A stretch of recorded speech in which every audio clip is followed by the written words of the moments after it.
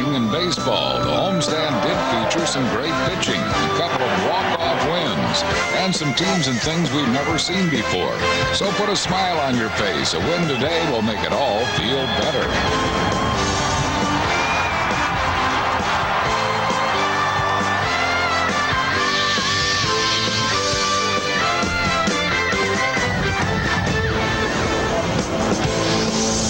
Good afternoon, everyone. From Veterans Stadium, welcome to Phillies baseball. Final game of the series, the Phils and the Minnesota Twins.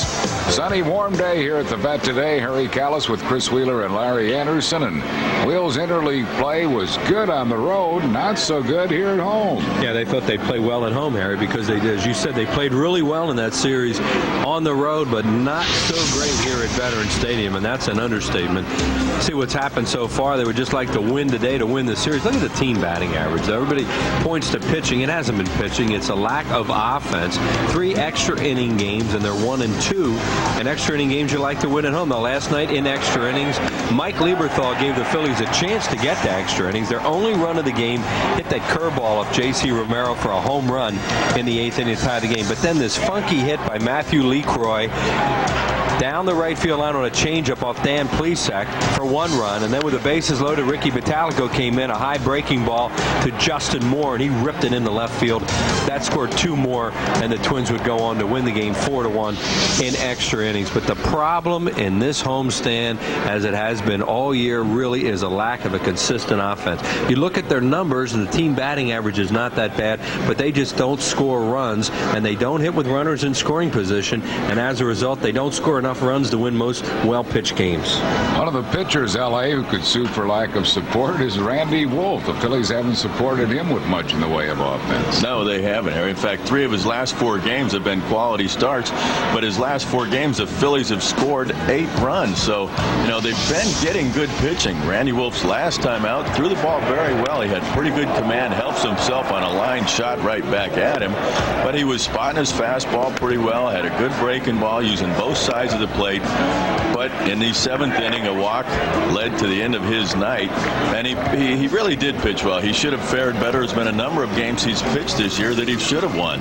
6 2/3 innings, only 2 hits in that game, but 5 walks. That really hurt him, but he really battled, threw a lot of pitches. But, the one thing when a starter goes out there, the one thing that you want is for your starter to give you a chance to win. Randy Wolf has been doing that. Randy Wolf will have the ball this afternoon for the Phils. A pair of left-handers, Johan Santana for Minnesota. Jimmy Rollins bobbing head dowels for all youngsters 14 and under today here at the Vet. And we'll be back with the starting lineups right after these messages. Phillies base and stay. The Phillies have taken the field for the final game of this series. Ron Gardenhire's starting lineup for Minnesota has Christian Guzman at shortstop leading off. Doug Mientkiewicz first base bats second. Dustin Moore left field hitting third. Matthew LeCroy will catch and bat fourth. Corey Koski at third base hits fifth. Bobby Kelty, the center fielder, bats sixth. Brian Buchanan in right field hitting seventh. Luis Rivas, the second baseman, bats eighth. Johan Santana, the pitcher, hitting ninth. That lineup is facing 25-year-old Randy Wolf. Randy Wolf trying for the 6th time for his 4th win. 3-5 record, a fairly high earned run average. Few less hits than innings, 36 walks, 57 strikeouts. Opponents hitting .254. Left-handers better than right-handers, surprisingly, after what he did against them last year. But he has been pitching pretty well, has not had a lot of run support. Good numbers at home, not so good on the road. In his last 8 starts, the Phillies are averaging 2.1 runs per game for him. And in his 5 losses, just 1.2 runs. Christian Guzman, switch hitting shortstop, leads it off, batting a lot better left-handed than right. He's hitting .259 overall. Just .208 right-handed.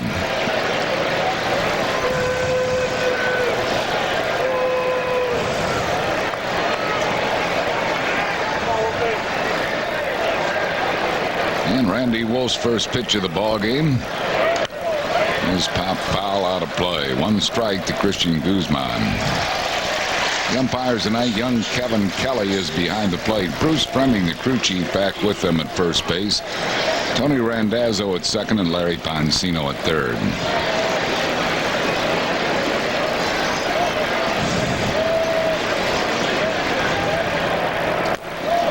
Two quick strikes to Christian Guzman. Rolling down backups at third base with 2 strikes on Guzman. Scott Rowland back in the lineup.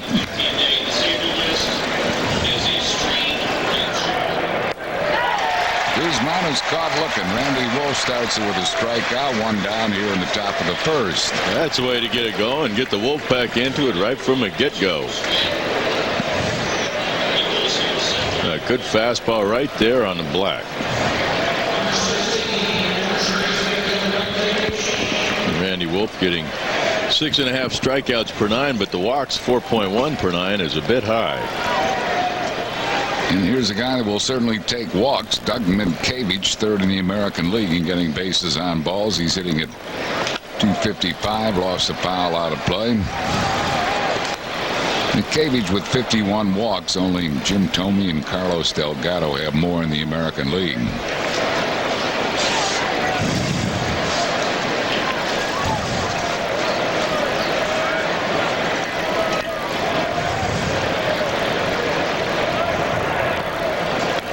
One ball and 1 strike. 62nd anniversary wishes today to Mary and Mike Bratspis of Philadelphia, celebrating their 62nd wedding anniversary. And Anna Watts of Vineland, New Jersey, celebrating an 84th birthday on this June 23rd.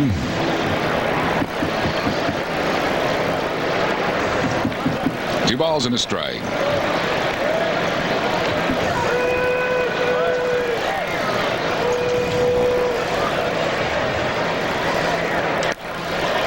Back through the middle, base hit center field. Mientkiewicz. So he has a 1-out base runner, and that'll bring up Dustin Moore.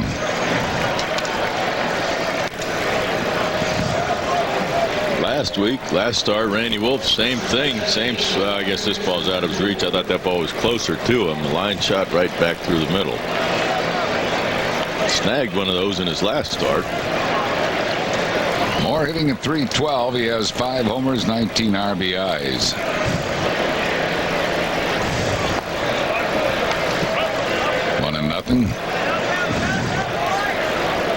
Big Phillies fan Betty Saraceno celebrating a birthday today, which is from Bill Brasco and from us to Betty Saraceno.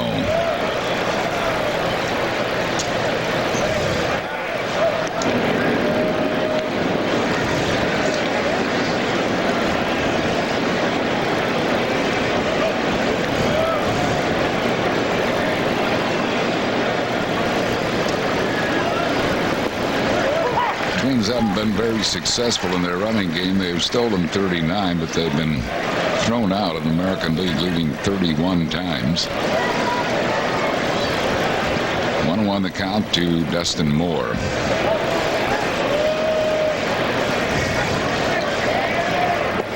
Changeup fooled him. 1 ball and 2 strikes.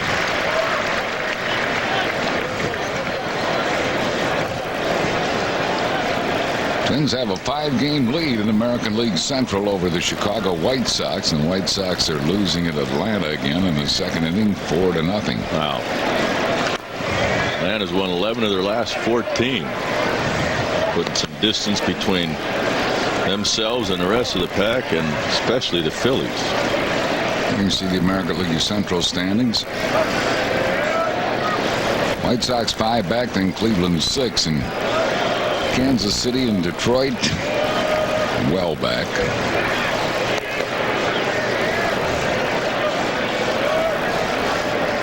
In the East, those Atlanta Braves, as usual, have the lead in the NL East. 5.5 games over Florida and Montreal, 7.5 over the Mets, and 12.5 over the Phils. Nubbing ground ball up the middle. Jimmy Rollins tags the bag. Low throw dug out by Travis Lee. It's a 6-3 Twin killing. No runs, 1 hit, no errors, and none left after 1/2. Minnesota nothing, and the Phils coming to bat. And the first. Larry Bowa's starting lineup for the Phils. They bat in the bottom half. Jimmy Rollins at shortstop leads off. Doug Glanville center field bats second. Bobby Abreu right field hitting third. Matt Burrow left field bats fourth. Scott Rowland back in the lineup at third base hits fifth. Travis Lee first base batting sixth. Tomas Perez will be at second base today. He'll hit seventh. Todd Pratt the catcher batting eighth. Randy Wolf pitches hitting ninth.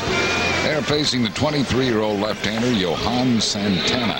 Johan Santana, 3 starts. He's been in 4 games overall, but as a starter, 2-1 record, a very good earned run average of 2.25 as a starter. This is his overall numbers.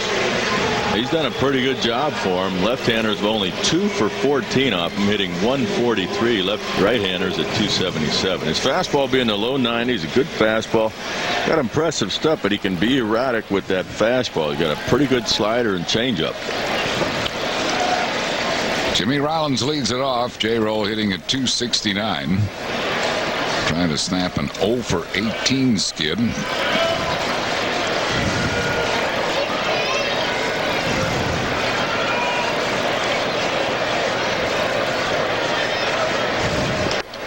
One ball and no strikes to Rollins.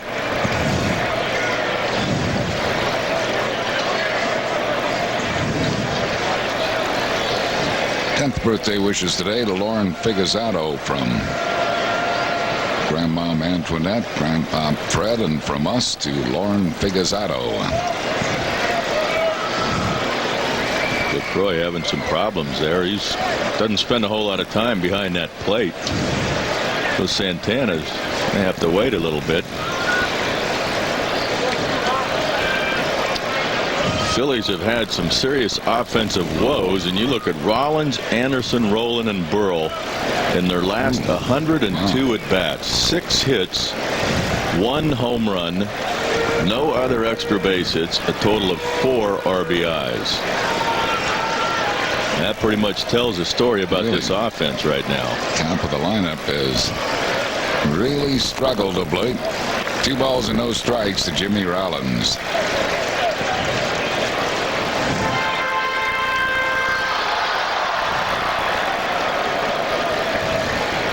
Tom Prince trying to fix it for his catcher. 3-0 the count to J-Roll. He'll take a walk to get things going for the Phils here. If Santana's going to give it to him. Got that one over. 3-1. Looks in the early going like Kevin Kelly, home plate umpire, is going to call the strike at the knees or bottom of the knees.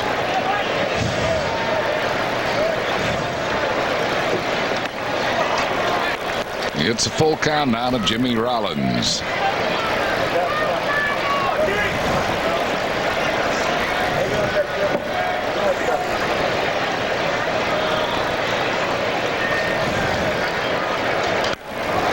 All backing out of play into the upper deck. Great crowd on hand here today, too. Our Pico Energy Power Ranking, Sammy Sosa leads the National League with 26. 3 players have 22 in the American League. Alex Rodriguez with 20. And 3 players with 19. Got him with a breaking ball. Rollins goes down swinging. 1 down here in the bottom of the first. It'll bring up Doug Glanville. And this is one of the big keys for Santana, is that good hard breaking ball. Send our best wishes for a speedy recovery to George Kehoe, who is a gate supervisor here at Veterans Stadium. George is recuperating in Mount Laurel, New Jersey. And George is feeling better real soon. 1 strike to Doug Glanville. Trying to get an idea about Santana, I'd ask Bert Blyleven, as you see the Atlanta Braves score there, home run by Furcal. Andrew Jones also. Change up, nothing in 2. Asked Bert, I said, what does Santana feature? I leaned into their booth, and Sammy Bertini, their camera guy over there, turns to me and goes, well, there's Black Magic Woman, there's Oye Como Va. I'm like, not that Santana. We're talking Johan here. The 23-year-old Venezuelan. Ball and 2 strikes. A little bit high. 2-2 the count to Glanville.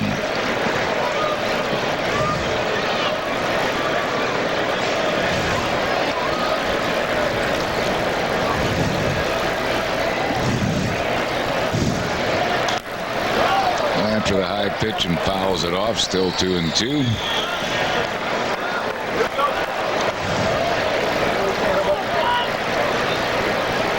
Before the game, the Phillies made a roster move. Ricky Bottalico has been placed on the 15-day disabled list with strained right shoulder. Doug Nickel was called up from Scranton Wilkes-Barre. Nickel is available today. Foul back to the screen. 2-2. It holds to Doug Glanville with 1 out, no base runners.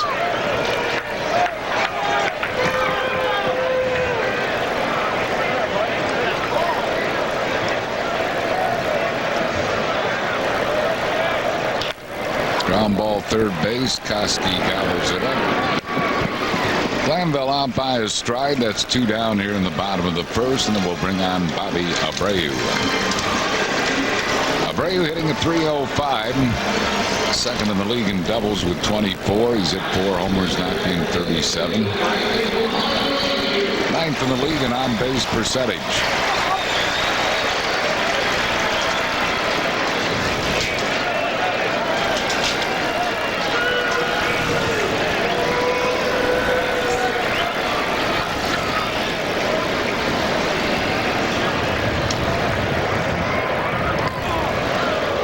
Inside, 1 ball and no strikes to Abreu. Those after the game will be winging out to Fort Lauderdale to take on those Marlins. 4-game series starting tomorrow night. Vicente Padilla against Julian Tavares tomorrow night. They won't have to worry about Castillo's hitting streak any longer. No, it was halted last night as Luis went 0 for 4, holding a 35-game hitting streak, an all-time record for hitting streak by a second baseman.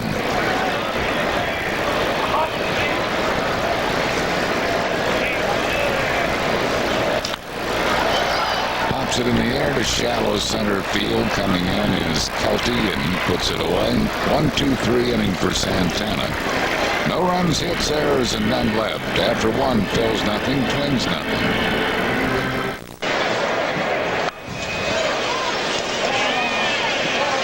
Matthew LeCroy leads it off for Minnesota here. The catcher hitting at .342.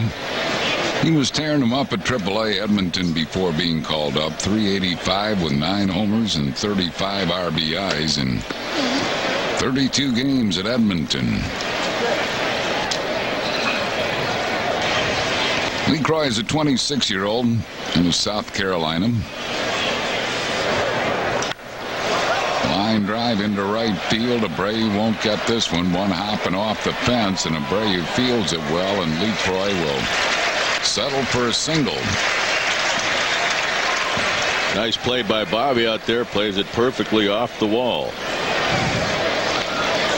Brings on Corey Koski, the third baseman. Koski hitting at .248.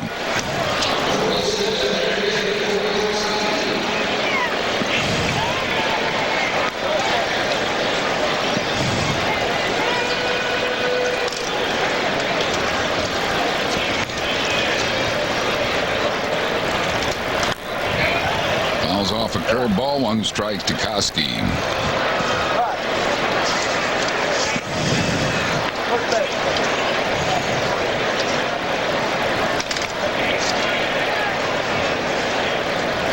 And our best for speed recovery to Joe Jaskolika at DuPont Hospital in Delaware, recuperating from brain surgery. Hope Joe's feeling better real soon. No balls and 2 strikes to Koski.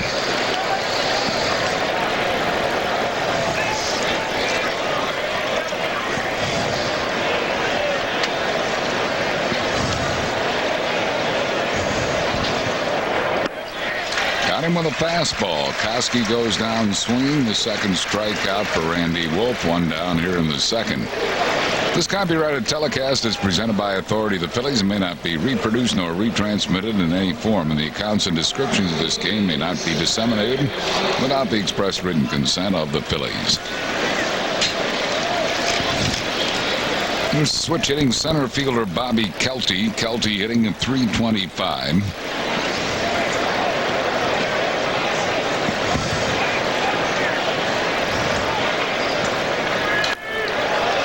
Fouls this one back and out of play. 1 strike to Kelty. 87th birthday wishes today to Anna Donahue, Northern Liberties section of Philadelphia, from daughter Pat, granddaughter Anna, and from us to Anna Donahue.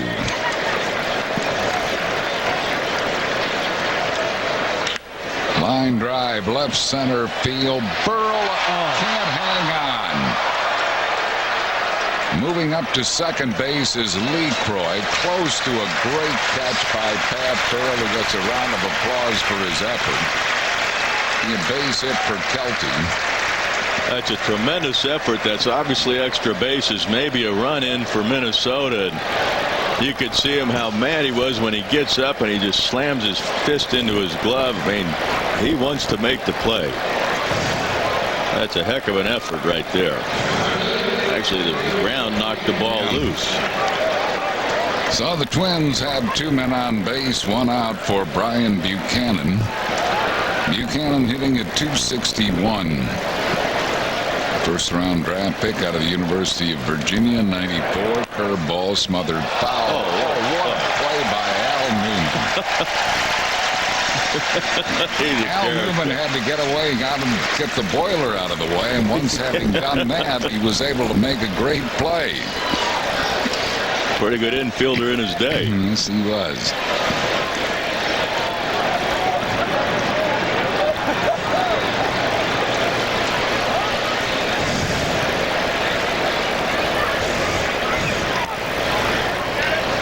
One ball and 1 strike to Brian Buchanan.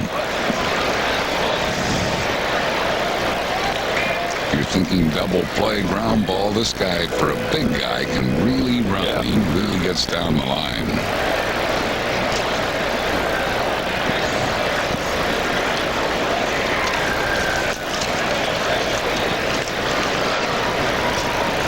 This is one of the few teams that I've seen, other than the Phillies, that run the bases right, that run hard, run balls out. I mean, when I look around the league, or both leagues, the teams we've seen, I've not seen teams that go hard on every ball they hit like the Phillies, but this Minnesota team does, and Ron Gardenhire demands that these guys play hard and play the game right. They got some young kids, but they know how to play.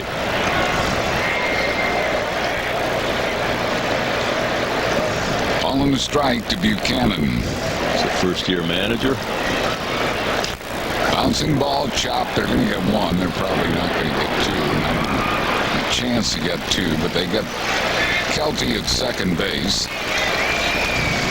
Lee Croy moves up to third. Buchanan at first on a fielder's choice, and with 2 outs, it'll bring up Luis Rivas.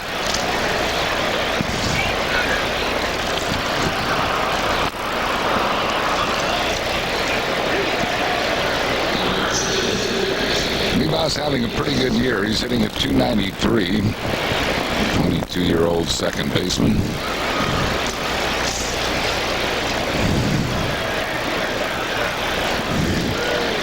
59th anniversary wishes today to Mr. and Mrs. Mike Dove. 1 strike to Rivas.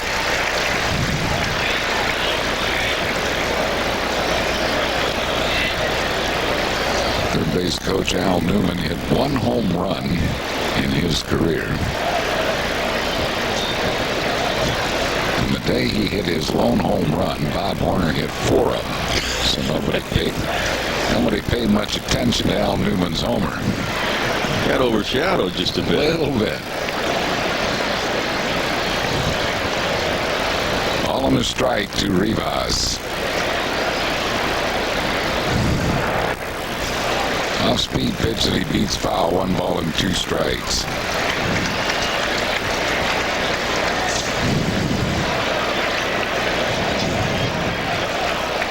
We'll pause for station identification on the Phillies Television Network. You're watching UPN 57 WPSG TV in Philadelphia. Fastball high, 2-2. 90th birthday wishes to Lucy Farrell of Mayfair, Philadelphia. Wishes from her family and from us to Lucy Farrell.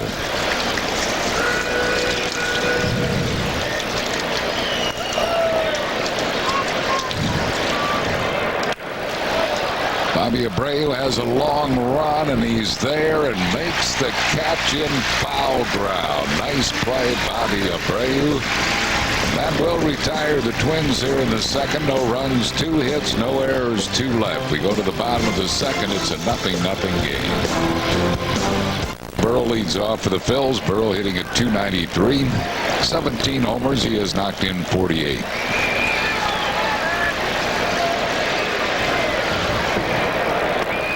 What a 0 to Burrow. 87th birthday wishes to Bill Ward in Lansdowne, Pennsylvania. Bill, who saw the 1950 World Series, the Phillies and the New York Yankees, which is from Jim and Sherry and from us to Bill Ward. In Lansdowne, celebrating an 87th.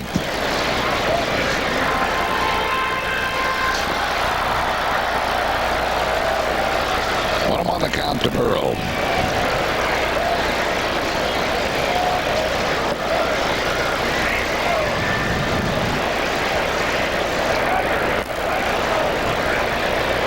His changeup had Burrow well out in front. He missed bad with his first fastball. It comes back with a good slider and then a changeup. Slider and changeup about the same speed. A little bit wide with a fastball. 2-2 the count to Burrow.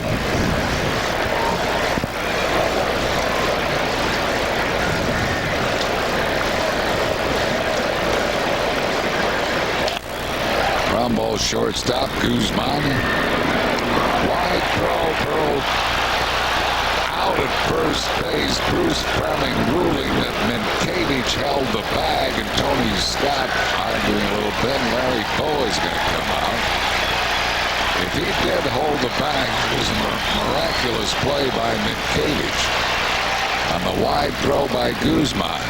Bruce Fleming not really in a position to see that he's off the bag because he's standing right down the line. Oh, he dropped the ball. Did he drop the ball? Yes, he dropped the ball. He held the bag initially, but then he dropped the ball. Watch the ball pop out of his net. Bruce missed that play.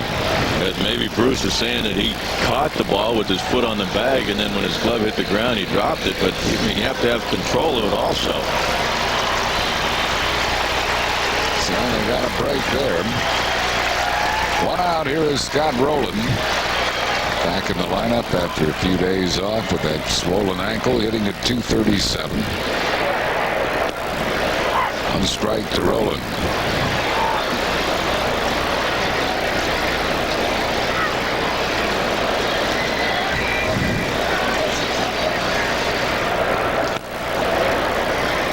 Changeup is high, 1-1.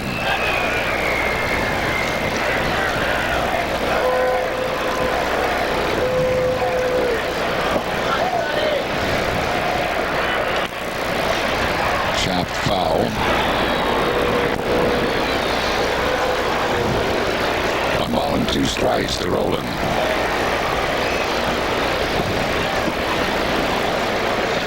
Has added 2 more runs. They now lead the White Sox 6-0. Wow. In the 4th inning behind Jason Marquis. It's a warm one here at Veterans Stadium this afternoon.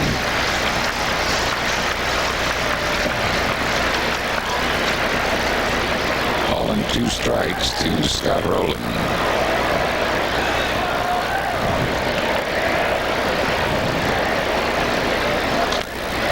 Trips the foul, still 1-2.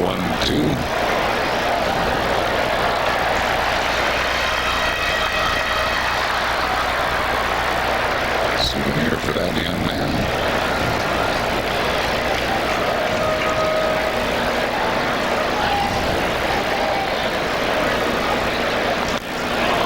Pops him up, foul, might be playable. Leroy off with the mask, overruns it. So Rowland still has light. They can score that either a no play or an error on Leroy. he turns around. He's trying to fight that sun a little bit, but you got to know as a catcher that ball when it goes up is going to come back towards the plate. He got under it, but didn't really plan for the ball coming back towards the field.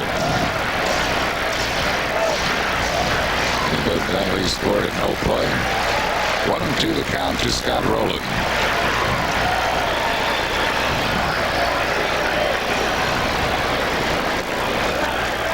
Two balls and 2 strikes.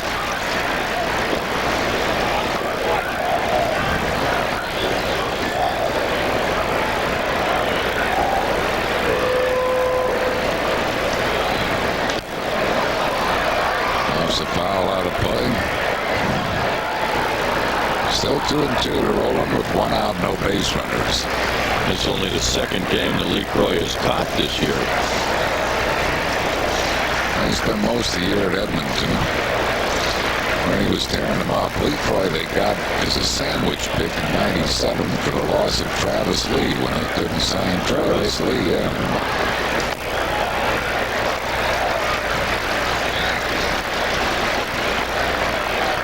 Not signed Travis Lee, and Travis went to Arizona after being selected the top pick in the draft. LeCroy was one of the compensation players they got for the loss of Travis. Rowland goes down swinging. That's the second strikeout for Santana. Well, the Phil's next home stand brings the time of Mets and the Expos. The Mets are in Monday and Tuesday, the first and second, 7:05. Wednesdays at 7:05, and after the game on Wednesday, July 3rd, the aerial fireworks show, compliments of Citizens Bank. Montreal in on the 4th of July at 3:05. Friday, fireworks after the game against the Expos. Saturday, 7:05. Sunday at 1:35. Acme Oreo Phillies team card pack. Order your tickets 215-463-1000 or online at Phillies.com. Travis Lee bounces the ball to second base. Luis Rivas takes care of Lee. A 1-2-3 inning again for Santana. No runs, hits, errors, and none left. At the end of 2, Phil's nothing, Twins nothing. Now, Stump the Fans trivia question to play. Log on to Phillies.com. If you're the first to correctly answer, you win 2 tickets to an upcoming game. Please submit your answer in the subject area. You must leave your name and address to receive your prize. The Dodge Stump the Fans trivia quiz today. The Yankees have won the most World Series in the past 15 years. 4 of them. What 2 teams are tied for second? The answer and winner will be revealed in the 7th inning. Speaking of the Yankees, former Yankees broadcaster, former National League president, former player with the Cardinals, the Phillies, and the Giants, William DeCoco White has joined us. Bill, how you former co-broadcaster with the latest Hall of Famer, Harry Chappell. Yes, we did some Big 5 games together. Right. Yes, we had fun, Harry. You really helped me. You carried me, pal. 1-2 here to Johan Santana. Inside. You were signed originally by the San Francisco Giants. In New York, they were in New York. Then while I was in the Army, they went to San Francisco, and Orlando Cepeda came along. They didn't need me long. Well, you had this, I recall, Santana, the pitcher, gets one just fair. Burrow plays it off the fence and rolled into a single. But first major league hit for Johan Santana. And the 4th hit given up by Randy Wolf. Yeah, when you were signed with the Giants, I mean, they not only had Orlando Cepeda, didn't they have Willie Kirkland at the Willie McCovey. Willie McCovey and Willie Kirkland. So I was 3rd down on the list. A great first baseman. But, I really wanted to come in and congratulate you on a great career as a broadcaster and finally named by the Hall of Fame. Thank you, Bill. I appreciate that. You were the National League president when the late, great Bart Giamatti was the commissioner of baseball, and it was quite a loss that baseball suffered when Bart passed. I think much of the problem we have now would have been alleviated had Bart. Yeah, I agree with you. Guzman pops it up, and it's gives it a chase, but no chance. Lands on the dugout. 1-1 to count. Of course, for many years you were doing the Yankees games with that scooter, Phil Rizzuto. Yeah, Rizzuto, we worked 18 years there. So long enough worked anywhere. And I never liked the American League, never liked the Yankees. It took George 18 years. It took George 18 years to realize that. I can't believe it. 1 ball and 1 strike to Guzman, who came close to hitting him 2-1. George gave me a great recommendation to get out and move over.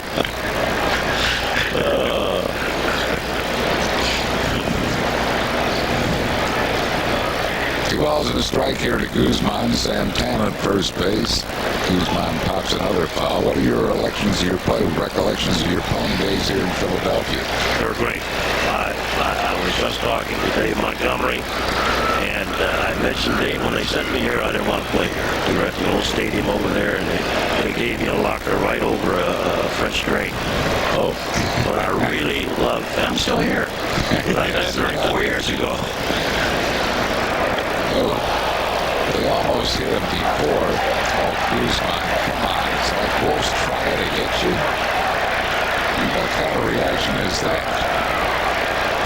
He wants to put runners at first and second with nobody out. Can't believe Guzman's reaction.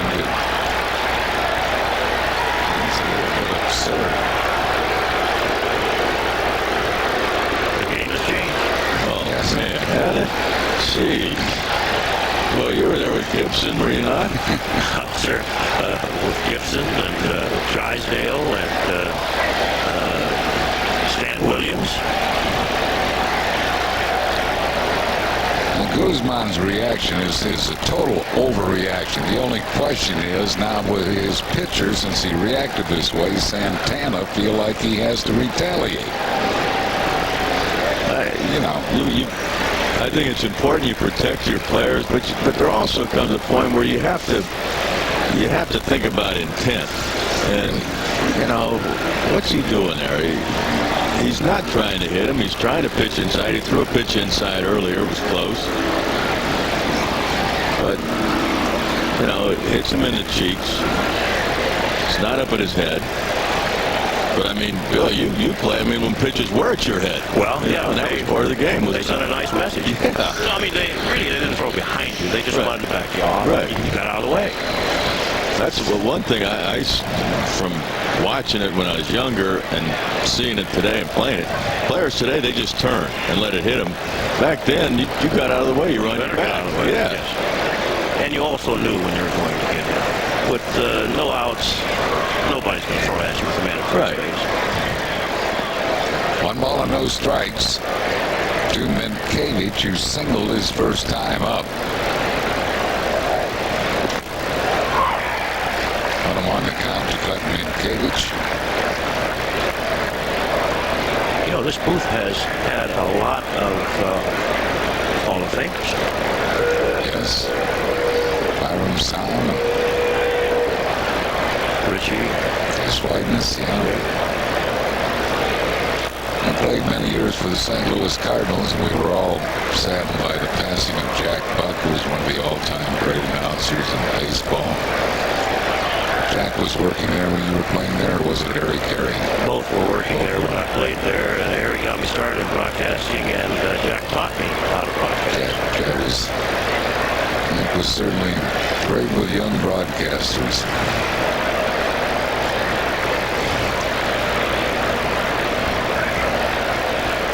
Your best year offensively came at St. Louis, hit 324.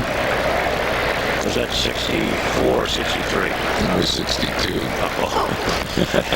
Close enough. You got the second right. Like close enough. Somewhere back there. Minkevich goes down swinging, third strikeout. A high fastball. Randy Wolf just goes up the ladder on Minkevich. And it's 1 down, and that'll bring up Dustin Moore. He grounded into a double play his first time up. Twins lineup without 2 of their key players here this afternoon. Jack Jones is sitting this one out. This is Torii Hunter. 1 strike, 2 more. There they are. Getting the day off. They're in first place, aren't they, Harry? They are in first place by 5 games, Bill. They strong-looking team. They've got some good young players. bullpen's been pitching very well, and I think they'll be right there at the end with a chance for postseason play. Got to get some people in the stands. They are no longer going to be contracted, are they? No. They are. Okay. How do you like that word, Larry? I like that. That was a good one. One ball and one strike to Dustin Moore. Changeup. It's a good young team, and I think the more you go out and win, the more obviously the better chance you have of putting people back in the seats. I remember I grew up in Seattle, and they used to say for the longest time that Seattle couldn't support a baseball team. Well, back when I was there in 81, 82, we were so bad you didn't expect that nobody should come out and watch us. But I mean, they put some teams out there, they started winning, and now they sell out all the time. It's a big difference. In Minnesota, they said they'd never go watch a game in an enclosed stadium. They said the same thing Right. with us, yeah. Well, Minnesota's going to try desperately, Bill, to get a stadium built, an outdoor park. That's a story, Harry. I played with the Giants in Minnesota, Minneapolis, and they were building that new stadium in Bloomington. And we'd play a half inning, and they would weld seats in. Then we'd play another half inning, they'd weld more seats in. Yeah, during the ball games. Wow. I was in the minor leagues then. Struck him out. Back-to-back strikeouts of McCage and Moore, so that's 2 outs. Randy Wolf, and will bring up Matthew Leacroy. A little more work for that Wolfpack. They got some new recruits in there, too. Good fastball there by Randy Wolf, outside corner at the knees. Leacroy singled his first time up.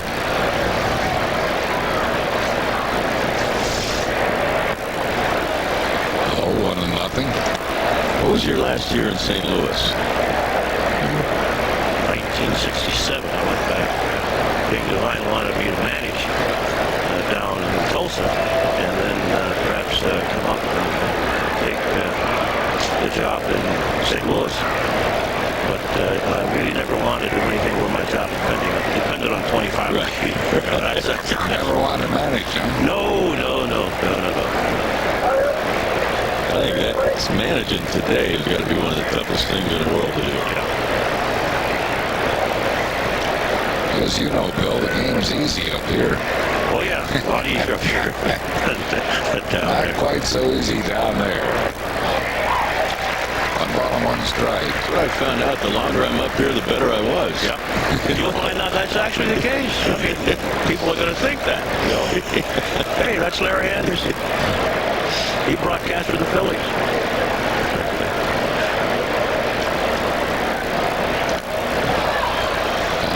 Nice. Yeah. That's why you bring a glove to the game.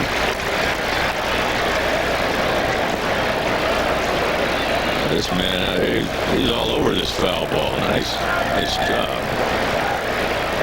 Souvenir.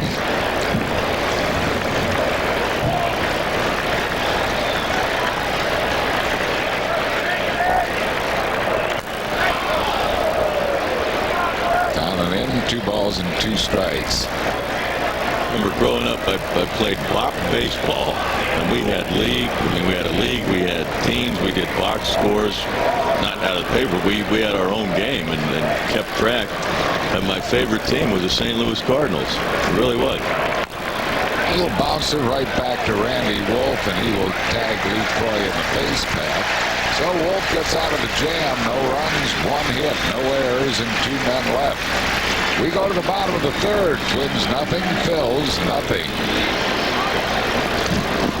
Bill White, former National League president, former Major League player, former broadcaster for the Yankees, has joined us here at Veterans Stadium. And I I wasn't aware, Bill. This is the first I found out that my colleague L.A. was a big Cardinal fan. I mean, here he is from the Pacific Northwest, and he was pulling for those Cardinals. I guess you guys must have been winning a lot in those years because he basically is a front runner. Yeah.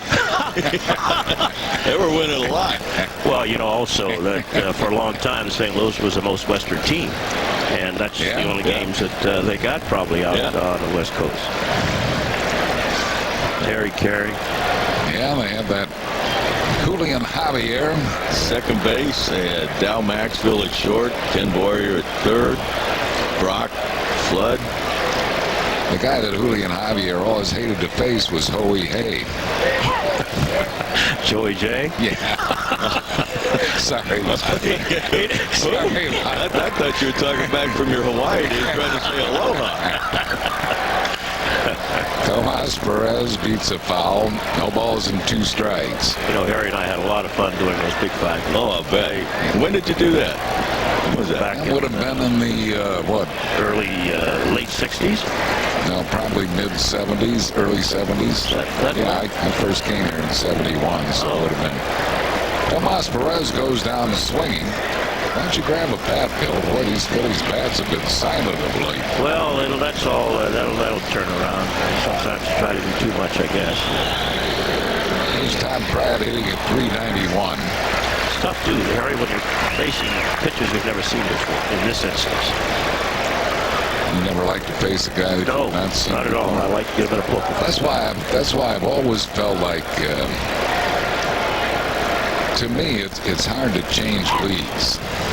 Yes. Going from, if you've been a long-time American leaguer to go to the National League or vice versa, long-time National League go to the American League, I think it would be difficult. What's your thoughts on the DH, American League brand of baseball versus National League? I hate the American League. Well, I hate the DH. I put it that way. It's just not baseball. Pratt gives it a pretty good ride to deep left center field. One hopping off the fence, and Pratt will get a double on it. So the Phillies first, it's amazing. Todd Pratt was brought here to be a steadying influence, a veteran catcher to handle some young pitchers, and meanwhile he's hitting close to 400.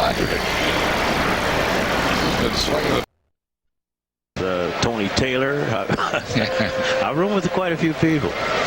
Dick Allen. I remember we talking about pitchers at Drysdale, Gibson, guys that had knocked you down. Bill Robertson told me a story. How true it is, I don't know. But he said Willie Mays came up to the plate. Drysdale was pitching. He said he started digging in deep, digging a little hole in there, and gets set and then looks out at the mound. He said Drysdale's just glaring at him. He called timeout, stepped out of the box, got down, squatted down, and filled the hole back up.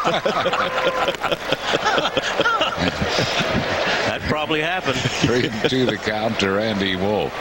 What happened with Willie, though? They'd knock him down and they'd hang a curveball. Yeah. And then, up in the seat someplace. If you're going to knock, that's a great point. If you're going to knock somebody down, you don't want to be throwing a cookie up their next pitch. No.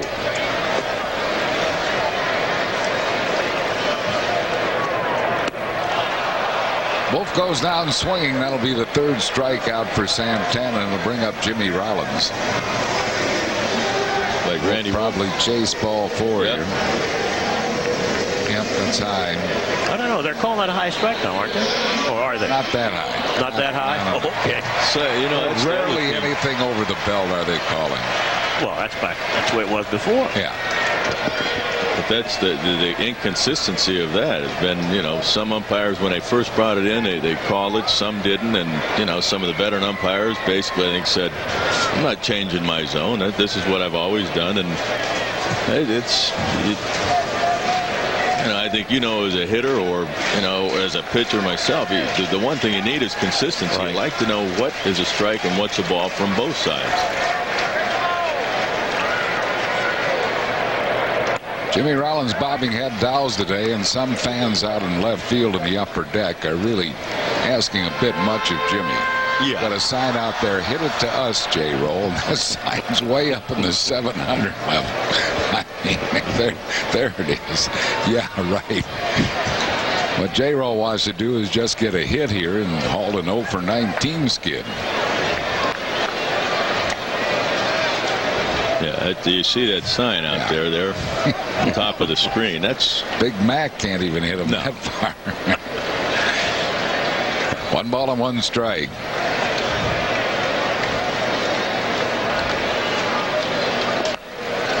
A little bit high, 2 balls and a strike. Todd Pratt doing a good job at second base, getting a good secondary lead. He knows he doesn't have great speed, and he's getting a good secondary lead off with the pitch that may give Vukovic a chance to score him on a base hit. Not paying much attention to Pratt.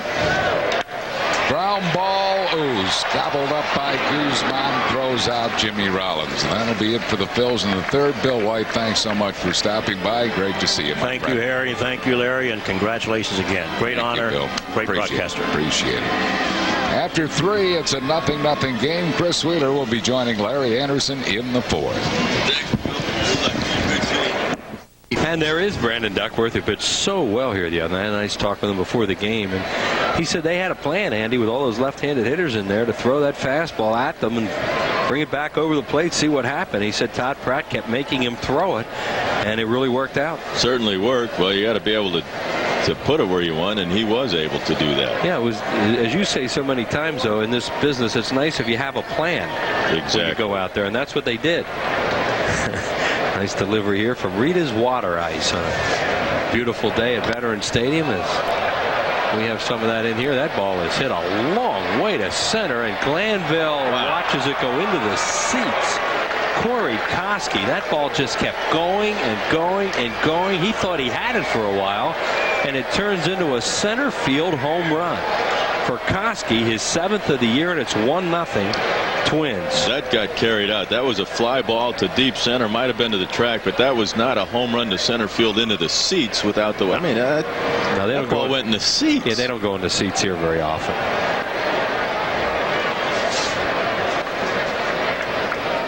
I'm telling you, he thinks he had that a couple times.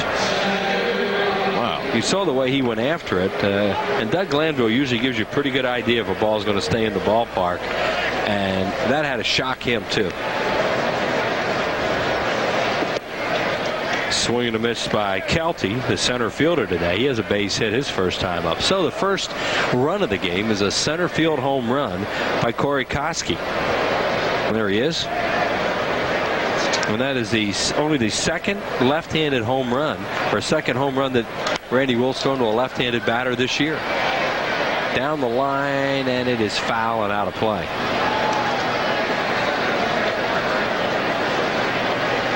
And he'd only thrown 2 home runs in 39 1/3 innings coming into this game.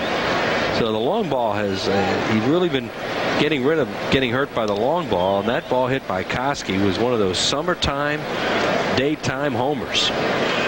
As that really carried.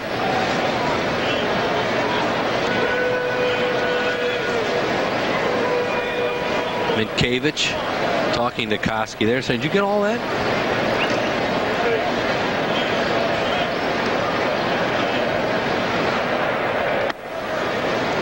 Up high. That was a leadoff home run, so nobody out here in the 4th inning. That's big difference from last year. Randy Wolf, left-handers. He led all left-handed pitching in opponents' average against left-handed hitters of 171. These two left-handers in the lineup today are 2 for 4 with 2 strikeouts, but one of them a home run. He was 271 coming into this game against left-handed hitters. Basically a 100-point difference. Yep.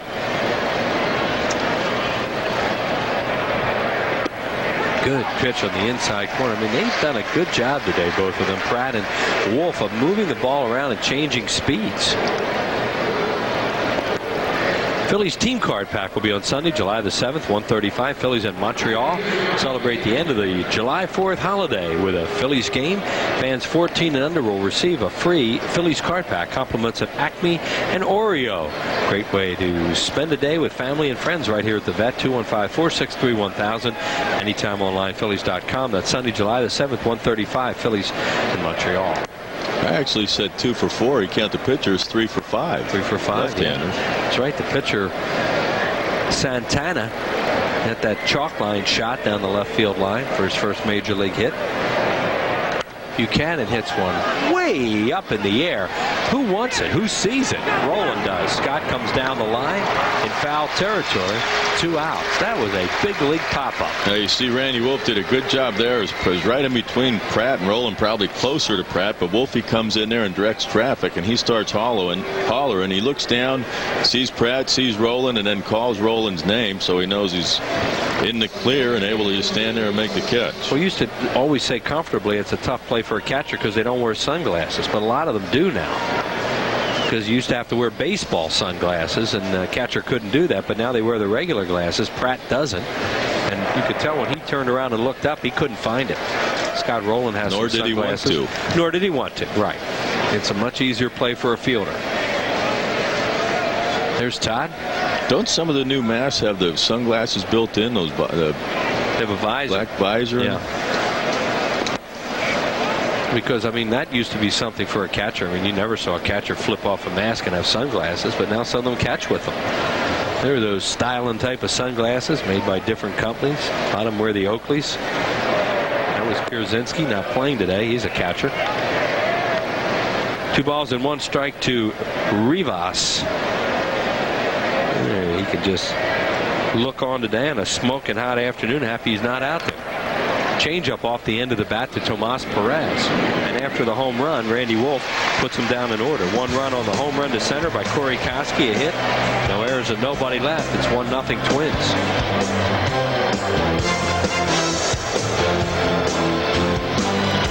Followed by Bobby Abreu and Pat Burrell facing Johan Santana. Trying to stay cool on this steamy afternoon in South Philadelphia. First really hot day that we've had here this year.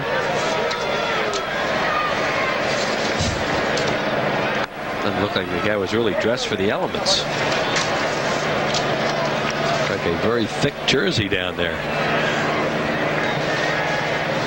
Doug Glanville grounded out his first time up, fouls away. A lot of sliders from Santana, and that was a report that if you're going to have any chance against this guy, do not chase the breaking ball. And it's hard to keep it fair a lot of times, especially for the right-handed batters.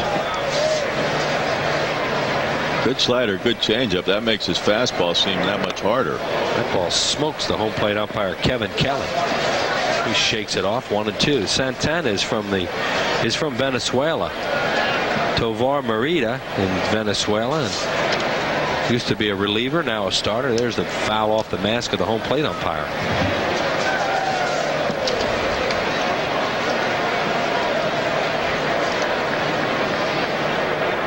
And there he does. He chases it slider and strikes out. He has a good down and in biter.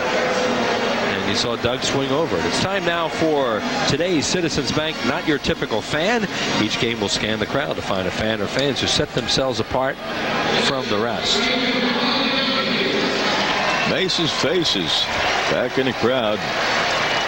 Might not see Mesa today, though. I don't think they'll see their boy today after he pitched 2 innings here last night. Larry Boa, well, he doesn't worry. 1 inning the night before. Yeah, he has an idea where he's going to go late in this game today if it's close, but he said, we'll wait till we get there to see what I can do, because his bullpen's been overused the last couple days with that long game last night. A bunch of extra inning games lately. A few of them. Phillies just don't score any runs, so they've been in all these tight games fouled away by Bobby Abreu. It's been a really disappointing homestand because the pitching's been so good and the offense has been erratic. And it's not going to get any easier starting in Florida tomorrow night when you face that staff. Up high. 1-2 to Bobby, who fly to center his first time up. Phillies have 1 hit in the game, a 1-out double by Todd Pratt. There's Terry Adams, who did his job last night, kept it close. There's that slider, misses away. It's 2-2.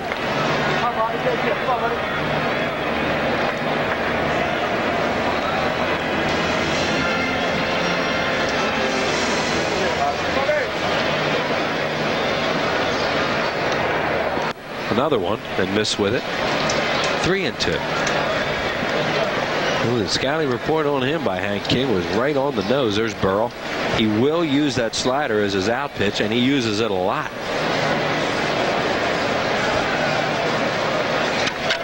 Fastball, he walked him. Bobby Abreu up among the league leaders in walks. Draws a 1-out base on balls. Only the second base runner for the Phillies.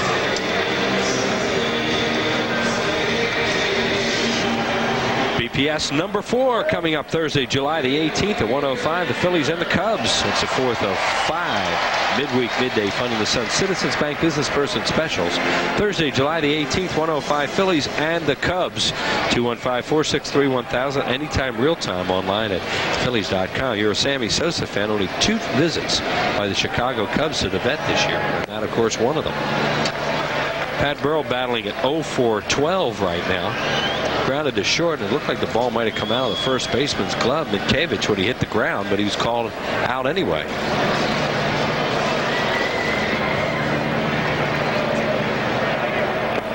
Bounces up there. Bobby Abreu having a lot of trouble with Santana. He's getting a one-way lead headed back to first when the left-hander delivers to Burrell. The count 2-0. Santana, 61 pitches, but a lot of balls in that 61 pitches. Not a good ratio at all. Started right out 3-0 on Jimmy Rollins and then got him out. But the Phillies, with only 1 walk and 1 base runner on Pratt's double.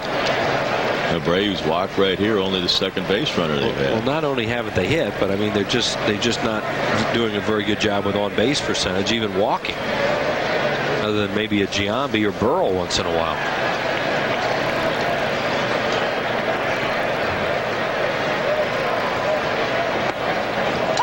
Good pitch by Santana. Painted the inside corner, 2-1. Nothing Burrell could have done with that except jam himself on a slider. Or crush somebody down the third base line in the seats. Yeah. 2 balls and 1 strike now to Burrell. With Roland waiting on deck. Scott back in the lineup today. A little lob toss to first. Santana hasn't shown him much of a move over there with Abreu on, but is fooling him with his leg kick to the plate. Bobby's got a big lead over there, 1 foot on the carpet. He's trying to read it. Catcher LeCroy doesn't catch a whole lot, so I think they can run on it. And over to first again. Unless I mean, that move was a little better than the first one, but neither of them very good moves. But if it looks the same as when he's going to the plate, then it's effective because the base runner has to hold. There it is again. He bounces one over there. So they all of a sudden think that he's going to run. Maybe 2-1 thinking hit and run. But, you know, hit and run doesn't have anything to do with your lead. And probably not getting a hit and run with Burrell and also with 1 out. Right. You don't see a lot of hitting and running with 1 out. Base stealers 2 for 2. He hasn't picked off anybody. That's basically not a lot of attempts. Of course, only 3 games. Changeup. Breaking ball on the outside corner, and he's even in the count 2-2. Pretty good changeup. Yeah, pretty good arm action on that changeup. Man, that'll lock you. A 2-1 changeup.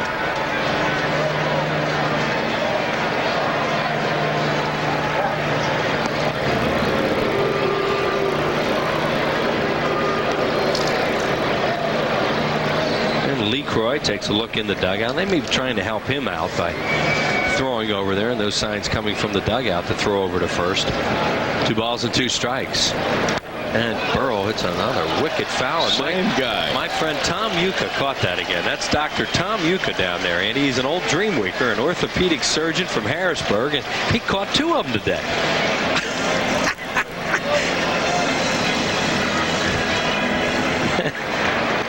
About that. He was down there with a group of doctors a few years ago. And it bounces up there 3-2 with only 1 out. So we'll see if the runner Abreu goes from first.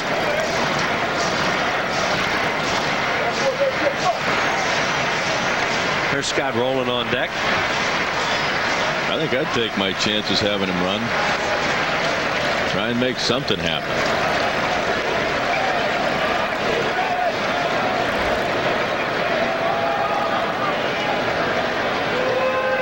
He goes, and Burrell hits it foul. I mean, Bobby Abreu was absolutely frozen at first base there, because the one thing you can't do is get picked off, and this is just a running situation when the pitch is delivered. And look how long he waits. Well, that's all you're doing. I mean, it's basically a hit and run, as we commonly call it, is really a run and hit.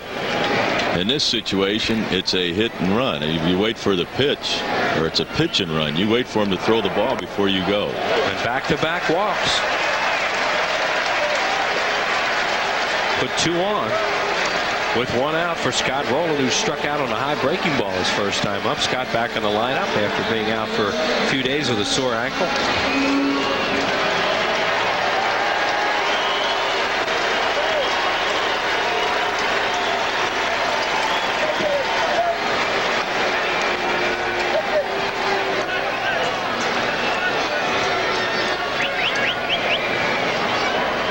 Trying to get the Phillies at least even here. Maybe a base hit. Score Bobby Abreu from second. Phillies with just 1 hit in the game, but 2 base runners now on walks.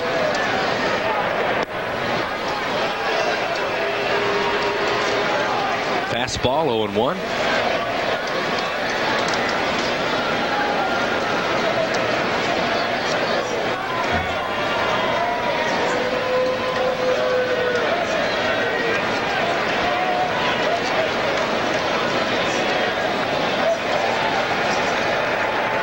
Base hit up the middle. Abreu being waved around. Kelly's throw is cut off. Now they throw behind Burrell, and he's in trouble. And Rowland will get to second, and Burrell's going to be tagged out. A base running mistake there by Pat Burrell. But Scott Rowland with good base running gets into scoring position. The game is tied at 1-1, but now there are 2 outs. Once you see that ball is not high, is not over your head, you can't get around too far around that bag, or they will do just what happened right there. Kelty throws behind him,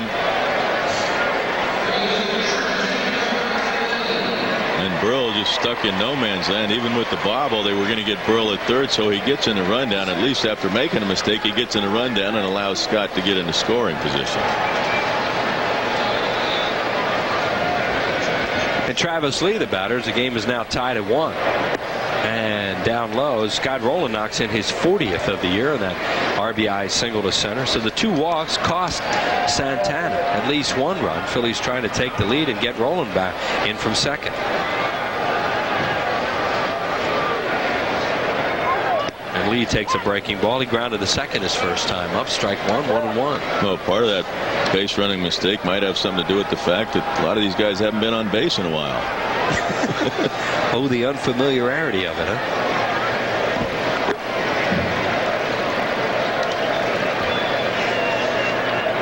Well, as we talked about, Andy, though, at least they did turn a mistake into a sort of a positive by staying in the rundown long enough, and Scott Rowland seeing that to make sure he got to second base. So at least they could replace Burrell there. But now with 2 outs. 2-1 to Travis. 3-1. The on-deck batter is Tomas Perez, playing second base today. There he is. And batting in the 7 hole.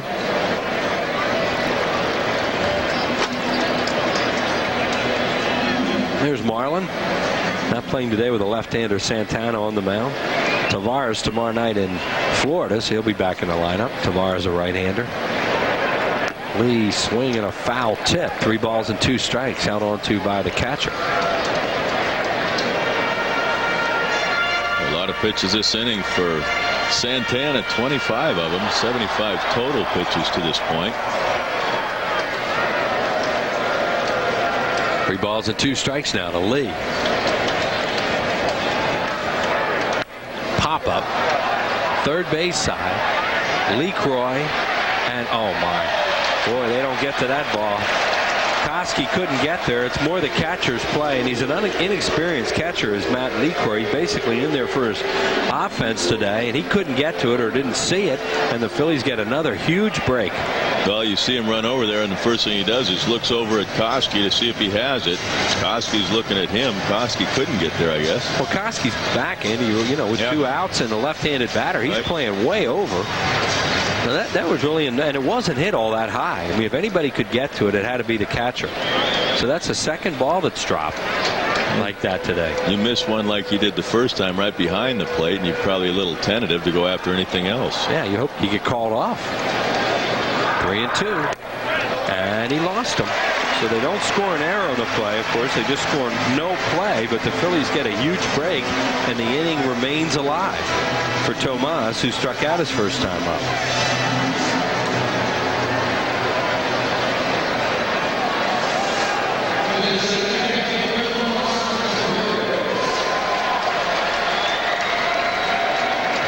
Rolling at second, Lee at first, 2 away.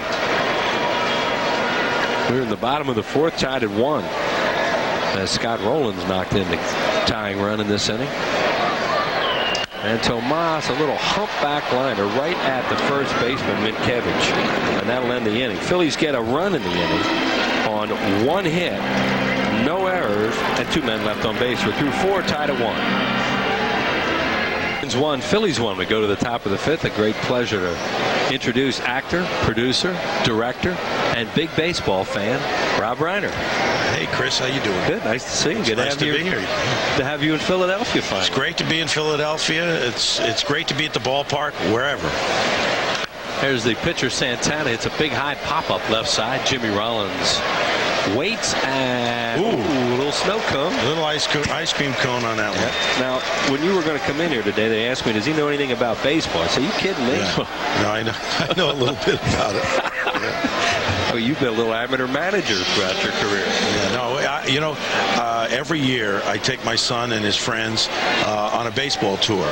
Every summer we hit 3 or 4 parks, and this year we went to Pittsburgh and then Cincinnati and then here, and then we're going on to Cooperstown after this. So it's great. I have a lot of fun, and it's a great way to introduce my son and his friends to all these different parks around the league. How old's your son now? He's 11. He's 11. His team won his Little League team won West LA Little League. Really? Yeah. Great. So they'll go on the All-Stars going on, or the Little League going on to the state and all that, the district, state. Let's worry about Guzman here. Yeah, Guzman got hit by a pitch last time, and see what happens. Yeah, what was he complaining about? Thank you. Who knows? Chirping away. I think that's when you come right back inside again. Yeah, and it's not like Wolf wanted to put him on. He had a man, he didn't want first and second, nobody out. With the heart of the lineup coming up. 1 ball and 1 strike, a swing and a miss, and a changeup, 1 and 2. So I know you want to talk some baseball. I always enjoy that with you. But let me ask you about projects. I mean, we always enjoy your work so much. You have anything coming up? I'm going to start directing a film this fall called, it's a romantic comedy. We'll wait on this pitch. It's all right. We're on TV. You can talk. That's all right. You know. Listen, people are interested in baseball. I know, but they like you too. I know. It's a romantic comedy called Loosely Based on a True Love Story. And it's with Kate Hudson and Luke Wilson. There you go. Has a little back action. Shortstop to shortstop. 2 out. Jimmy's day. Bob and head dial day for Jimmy Rollins. 2 away. A nice play by Jimmy Rollins. The ball's hit hard. It flies. It scoots on this turf, but he goes down to his knees, pops right up. You can do that on this turf very easily. Jimmy's excellent at doing that, and they get him by a half a step. I can tell you a story about Rob Reiner, Andy. I was lucky enough to spend a night, have dinner at his house one night, and I wanted to talk about Stand By Me, which had just come out, the movie, which was so fabulous. And all he wanted to talk about was baseball. That's right. That's right. I got a great story, and I'll tell you right after this pitch. 2 years ago, I'm going to a ball game with my son at Dodger Stadium. Dodgers are playing the Phillies. On the way to the ballpark, I asked my son, you think we'll catch a foul ball today? He says, yes, I do. I says, who's going to hit it? He says, Mike Lieberthal. I said, okay, Mike Lieberthal. We're about the 5th inning. Mike Lieberthal comes up, pops a ball over the fence. I reach out with my left hand, grab it, and hand it to him. Now, what are the odds of that? What are the odds? First of all, catch a ball. Really? There's Lieberthal's little fan group. Yeah. And we met him before the game, and he signed a ball for my son. Great. Yeah. And he grew up a Dodger fan, just like Randy Wolf did, Rob. He went to Pepperdine. Right. He's an LA kid. Both from LA, yeah. 1 ball and 2 strikes to Minkiewicz, who's 1 for 2 in the game. You got to come out in a couple of years and see the Phillies' new ballpark. Well, that's why we're catching this park and why we caught Synergy Field, because the Reds are going to have a new ballpark next year, so we wanted to catch these parks before they're gone. Up high. Like Pittsburgh's park. Pittsburgh has a beautiful park. That PNC Park's one of my favorite. That and Pac Bell are probably my 2 favorite parks. 2 balls and 2 strikes. Let's pause for station identification. The Phillies Television Network. You're watching UPN 57 WPSG TV in Philadelphia. A whole bunch of these new parks that are all kind of retro. I think the same architect. Started with Camden Yards and Jacobs Field and Safeco and Pac Bell and Coors and now PNC. They're beautiful, beautiful parks, inner city parks with the exposed steel girders and the brick. They're all trying to make believe they're Wrigley Field. Well, you know, that's my favorite. Yeah, it's a great park. Yeah. One time the Phillies had Connie Mack Stadium, everybody wanted to get out of it and come down here, and now they want to get out of this and go to an old park again. Yeah. So that's what happened, and that's why this new one's going up out there outside this ballpark. Fly ball to center field by Minkavage. Looks like Randy Wolf's going to have a 1-2-3 inning. He does. Rob's going to stay with us another half inning. No runs, no hits, no errors, and nobody left on base. We're tied at 1. It's writing. There's a great speech that Kevin Costner gives to Susan Sarandon, and that we're all about, I think it's about kissing, and it's about his love of the game and love of baseball. It's a brilliant speech. Ron Shelton, who wrote and directed it, did a terrific job. I got to ask you, have you seen a Shee pitch? Yes, I have. How'd you like number of times. Yeah, I haven't seen him. He's terrific. I mean, he's not overpowering. His fastball, probably runs a 90, 91 or so, but he's got a really nasty curveball, and he can throw that curveball for strikes with whatever the count. Really? And that's what does it for him. He's worked out of a few jams early on the season. He'll we'll walk a couple of extra batters, but he works out of jams, and he's really impressive. Wow. Really impressive. How about Gagne? How good's he been? Well, Gagne is ridiculous. Whew. It's interesting. Last couple of seasons, Gagne was a starter for the Dodgers, and I thought, well, he comes in, he pitches 3 or 4 innings, and then he falls apart. And I thought, boy, this guy'd make a great reliever.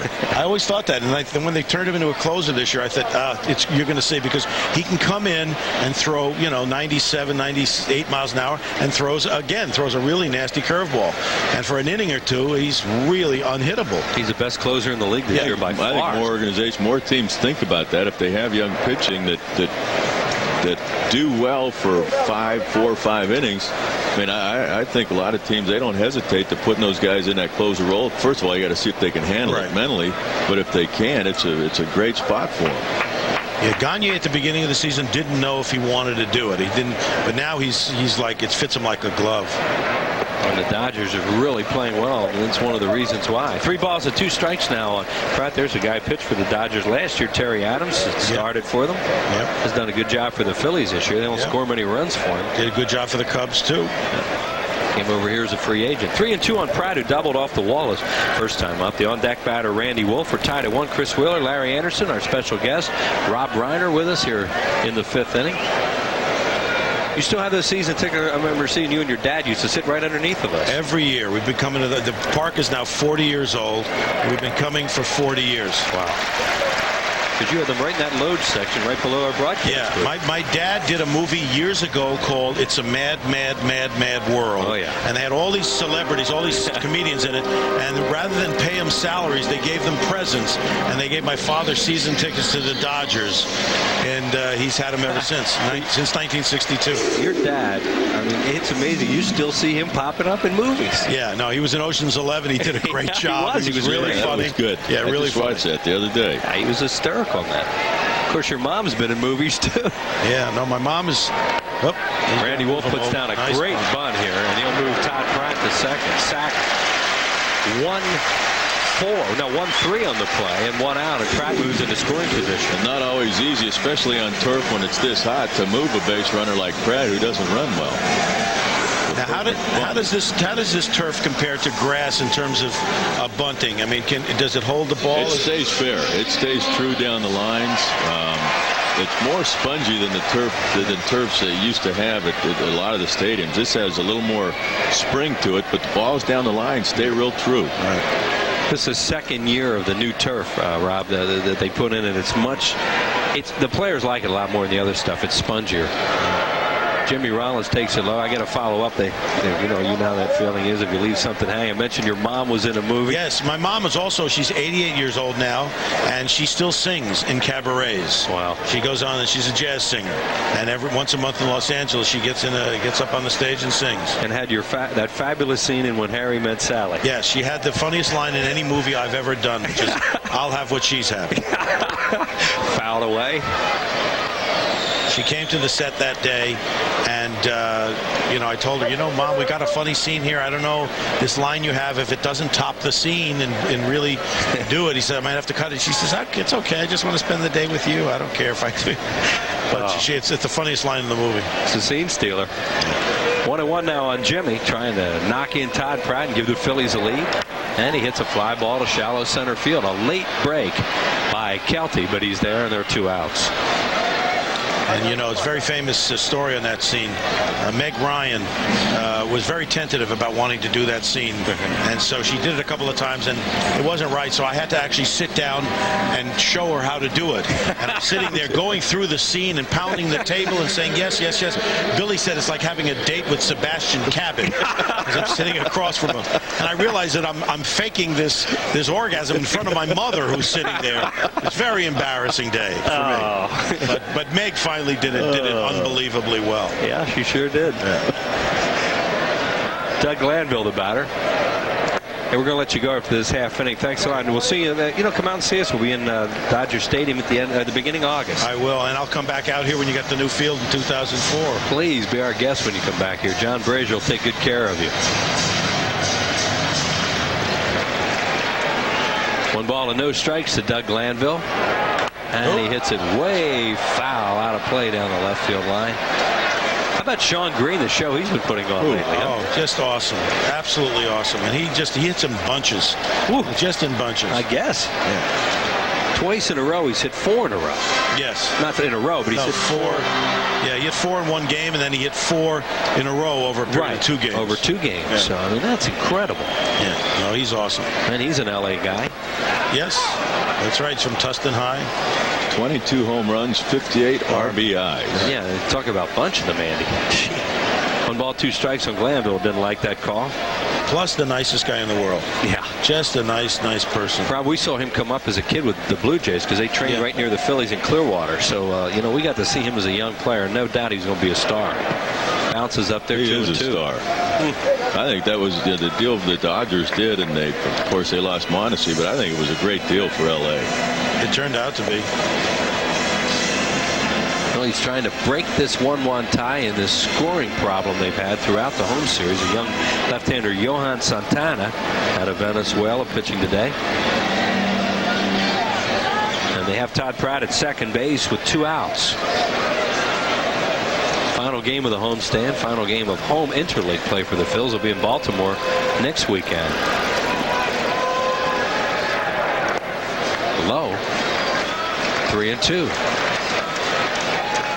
We've seen Santana in 3-2 counts. He's not afraid to throw his slider or his changeup in this count. Well, with the reports on him that his slider was his out pitch and he had to not chase it, and that's what they've been doing, is chasing it. Here's a 3-2. And he didn't chase it. There's a 3-2 breaking ball, and Glanville walks. So the Phillies have 2 on with 2 outs for Abreu. Are the Dodgers going to play the Yankees?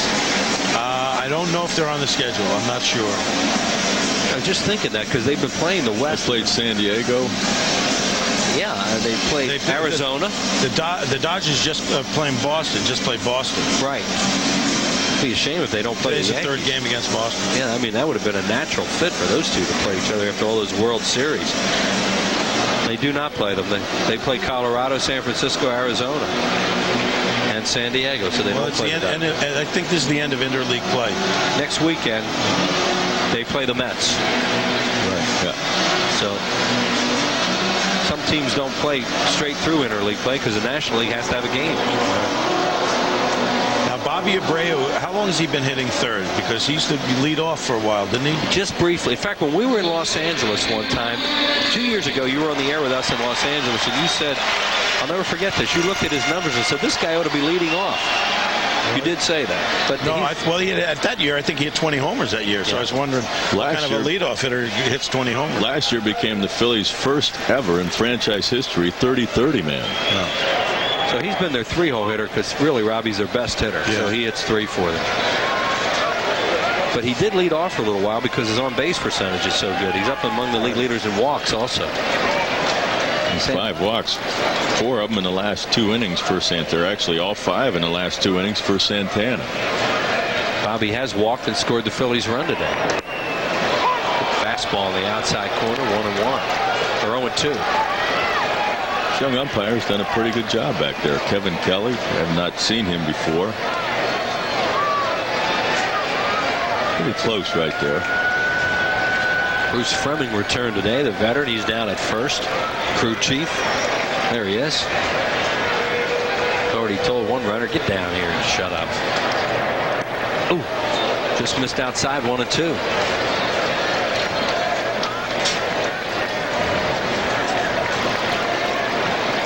Well, a little farther out, not much more than the pitch before, but definitely off the plate.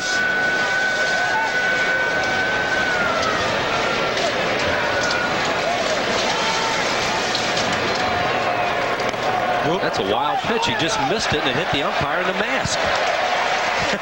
Looked like it went off, maybe gone off of Lee Croy's glove and then off the mask of Kevin Kelly. So that's a wild pitch. The runners will move up. And the count's even at 2-2. He's going fastball, fastball, fastball, trying to get everything away from Bobby. Lee Croy sitting outside. I'm kind of surprised he hasn't seen a slider. He's had 2 strikes on him now. Lee Croy, we mentioned, this is only his second start of the year as a catcher. They have him out there for some offense against left-hander Randy Wolf. 2 balls, 2 strikes. Ball 3, base open, but they don't want to face Burrell. No, he doesn't want to walk in. Now, you know about Pat Burrell. Yeah, no, he can hit a GS pretty quick. Yeah, he's a bomber. There he is. He's going to be a big-time star in this league, Rob. He's a good-looking guy. You put him in a movie. Women must like this guy. You could put him in a movie. 3-2. And he walks. Ball 4. And they are loaded for Pat Burrell.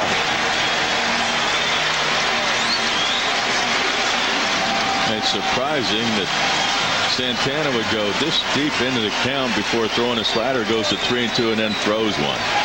As good as his slider is, but Bobby doesn't chase. Last 2 guys, 3-2 sliders, and both have done a good job of laying off of it. And Ron Gardenhire will go to the bullpen, and ex-Philly Tony Fiore is going to come in. So the bases are loaded with 2 outs, and Gardenhire will not let Burrell face Tony Fiore. There it is, 99 total pitches. Of course, his line is incomplete as he departs with 3 men on base.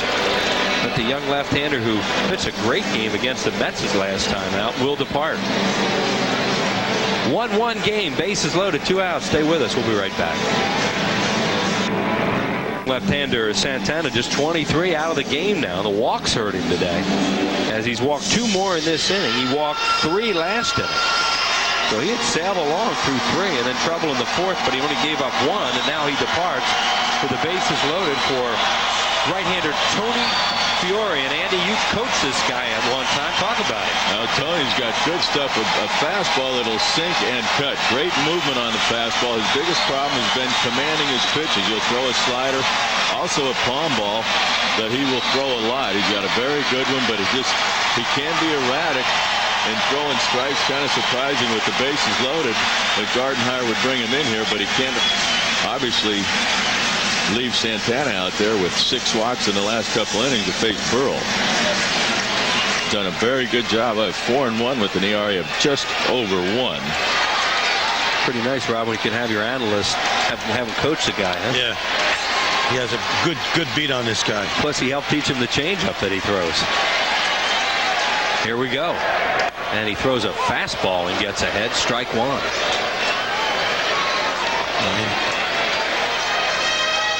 Ask about what Pat Burrell's done with the bases loaded. Well, he has 3 grand slams and 33 RBIs with the bases loaded. All right. He chases one out of the strike zone there. 0-2. I think that was his palm ball. Even with it up high, he's got great arm action. You see Burrell just looking fastball, but way out in front of it, right off the end of the bat. The pitch looked like it went away from him. Yeah, it's not a circle change. It's a palm ball, and he'll come down off the right side of the ball, almost like cutting a fastball. He does that with his palm ball. What do you think he comes with 0-2 here? I'm not sure. Change Ooh, up. change up. You got him. Struck him out on 3 pitches. Rob, thanks a lot. It's great to see you. Thanks so much, Chris. Thanks for having me. Thank you so much. Rob. Nice to Rob see you. Reiner, our very special guest today. Phillies do not score in the inning, and we're tied at 1.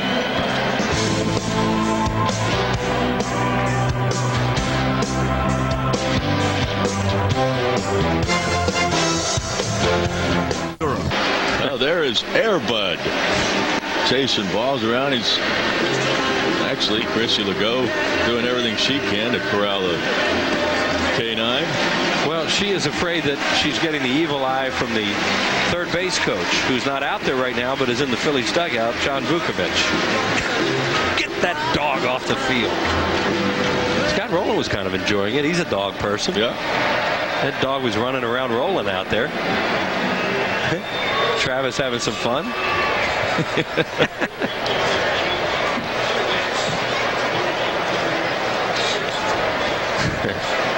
No, the Phillies waste a great opportunity there as Tony Fiore comes in and gets a strikeout and a breaking ball to Moore, Dustin Moore. The Phillies continue to struggle with the bases loaded. Even Pat Burrell, who's done so well in his career, is 0 for 6 with the bases loaded this year. And there is Fiore.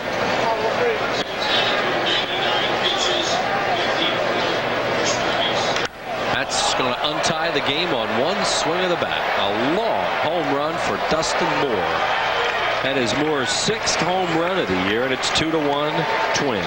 They've hit 2 solo homers today. That so often happens. You get something going, you get some momentum, you get the bases loaded, you think you're going to get something, and you get shut down, and the other team comes out and scores a run. Yep. It's uncanny how often that happens. And he has been keeping the ball in the ballpark, has Randy Wolf, but 2 of them today. That looks like a change up there. He started him off first pitch curveball, comes back with a changeup as Moore almost missed first base. Matthew Lecroy will bat. The catcher has singled and grounded out. Wolf got him in a big spot with a couple men on back in the 3rd inning. Are you going to be the one to tell Pat Burrell that you taught Fiore that changeup? No. Someone will tell him. And it was a good one. I mean, he swung and fouled one off the end of the bat and then swung through the next one. Little looper center field, and Doug Glanville comes on, makes the play, 1 out. You can learn Larry Anderson's changeup at Major League Fantasy Camp. Join guys like my partner, John Kruk, Mitch Williams, Dallas Green, Greg Luzinski, many others for the ultimate baseball trip, January 29th through February 2nd, 2003 in Clearwater. Great accommodations. 610-520-3400. Call 610-520-3400. The changeup that you threw to Ron Gant in the playoff game that you never threw, was that a palm ball? No. I broke the old splitter out for that one. Remember the look on Gant's face? Well, my face when Dalton called it. Yeah, why not? That ended a great game number 5 in Atlanta. That ball is smoked to left center. It hits off the base of the wall, and Koski, who hit a home run his last time up, doubles his 11th of the year. So the Twins have a runner in scoring position with 1 out. And Vern Rule will take a trip to the mound. Fastball up in the zone. You can see Pratt reaching up about belt high for it. That's the difference between getting that ball elevated and it gets lofted into the air versus a ground ball. There's Dustin Moore, who hit the home run. He had a big 2-run single last night in the 11th inning to take that game from 2-1 to 4-1. We saw him in spring training, and he can hit. Had 41 doubles in the Eastern League last year.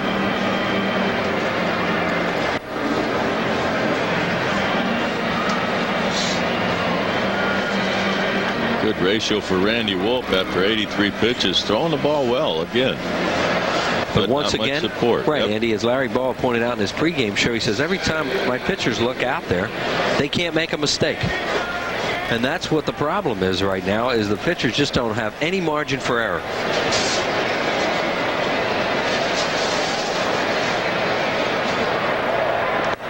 Misses away. to Bobby Kelty. A lot of people say, well, you just go out and pitch your game. But, you know, when you know you're not scoring runs, it's tough to go out there and not think about having to be very fine. There he goes for third.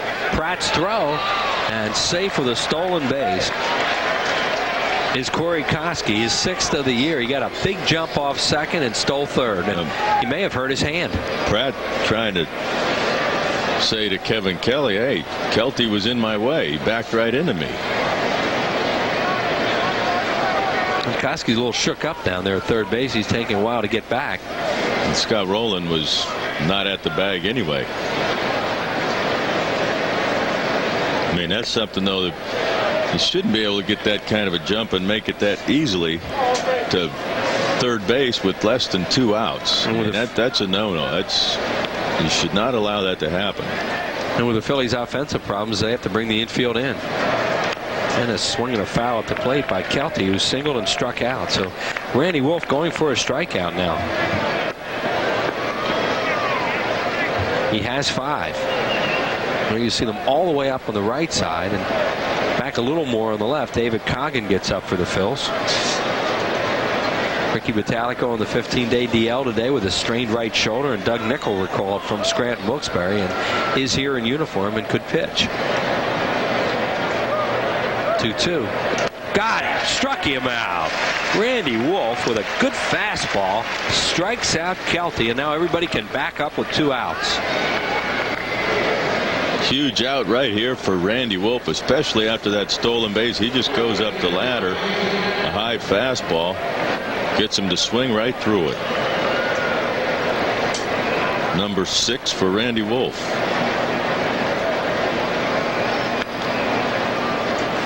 Brian Buchanan is 0 for 2. And Wolf steps off and takes a look at Koski at third. He is going to work from the stretch with 2 outs. Koski, the runner, breaks his bat in half, and a pop-up in the infield. Scott Rowland calls for it all the way, and a great job by Randy Wolf to get out of that inning after the double and stolen base. A leadoff home run. 1 run, 2 hits, and 1 man left on base. It's 2-1 Minnesota.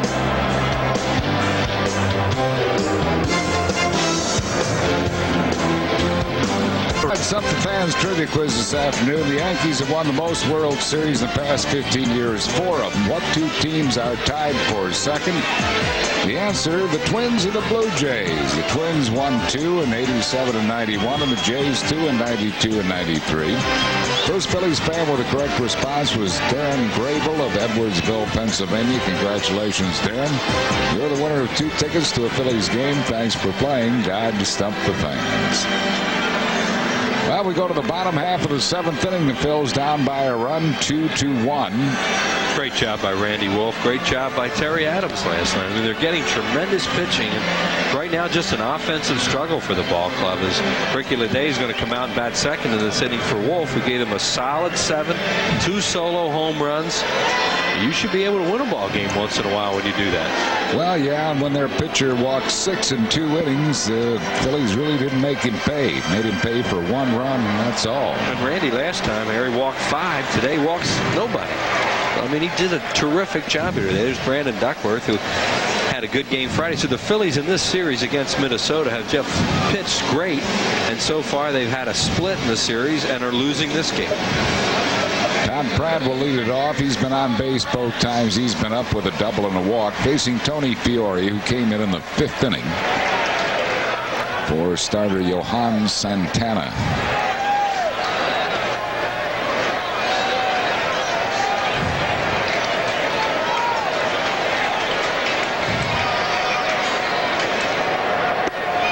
Got Wolf out of the top half of this inning by gunning down Christian Guzman, attempting to steal. Yeah, we'll never know, but we'll find out later. But it appeared that Larry Bowa was ready to bring in the right-hander Silva to pitch to Moore. 2 balls and no strikes to Todd Pratt. There's Bo and Gary Varsho taking a look at the card.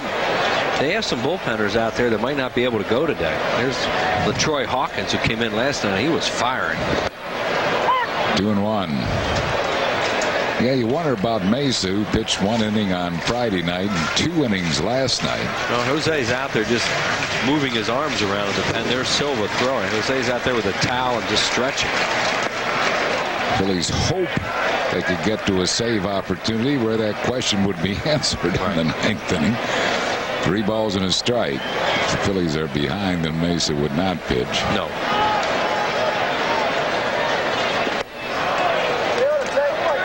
Full count to Pratt.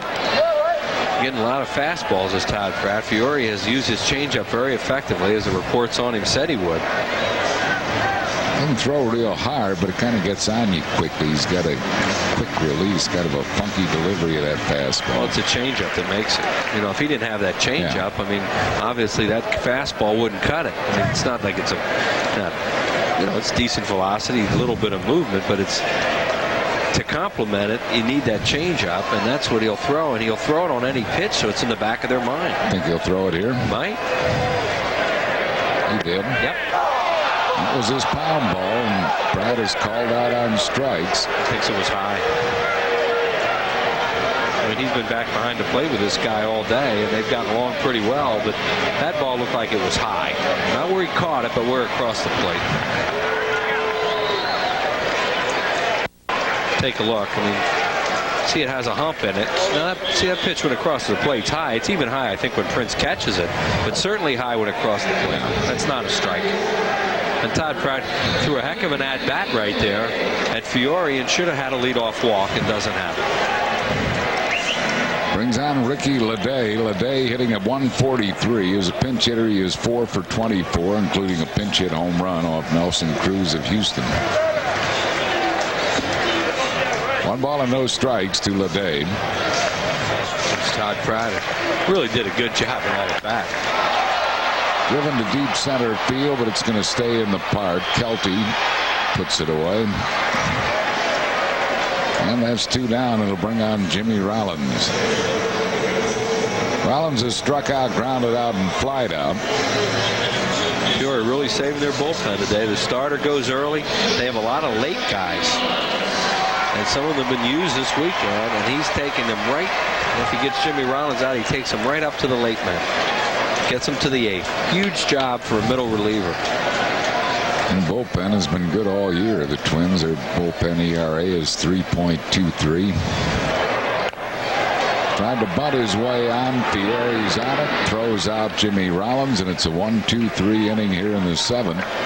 No runs, hits, errors, and none left. We go to the 8th inning. Minnesota 2 and the Phillies 1.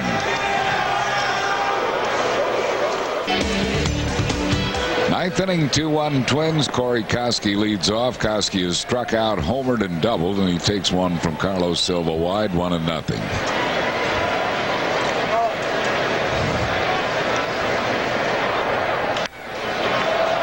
Slices it down the left field foul line. It's going to go out of play. 1-1.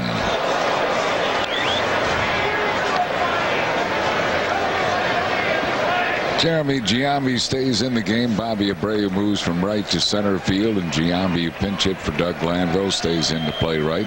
It's the opposite, of course, of what Larry Ball would like to do in the late innings.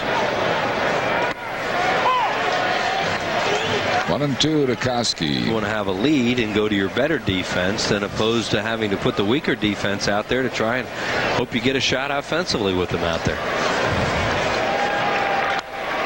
Jerks the foul. Still a ball and 2 strikes.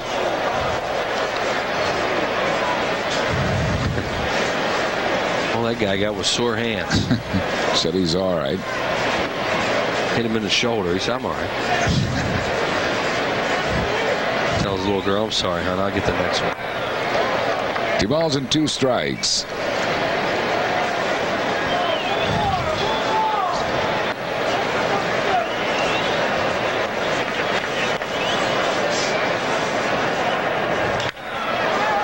In the hole, a base hit to right field. Count. So Koski is the leadoff base runner. Continuing our Toyota Interleague scoreboard, Colorado behind Jason Jennings has a 5-0 lead on Tampa Bay. Todd Zeal has hit a 3-run homer in that game. Baltimore and San Francisco just underway. Jason Johnson against Livan Hernandez. Detroit and Florida just underway. Jeff Reaver against Ryan Dempster.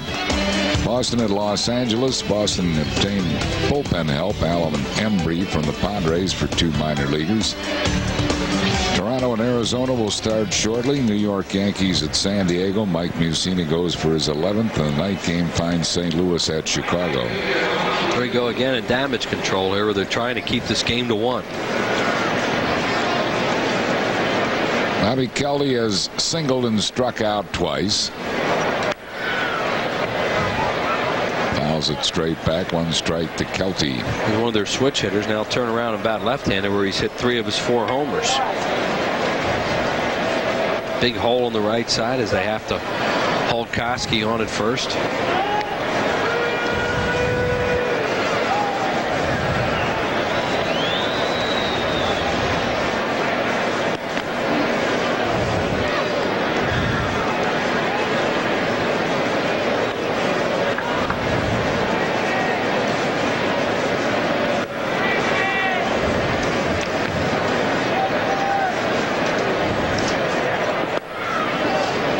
One strike.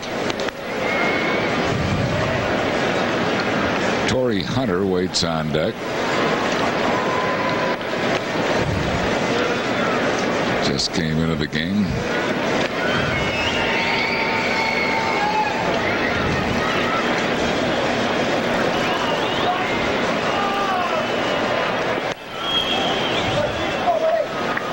Two balls and a strike to Kelty. Phillies have Real Cormier up in the bullpen.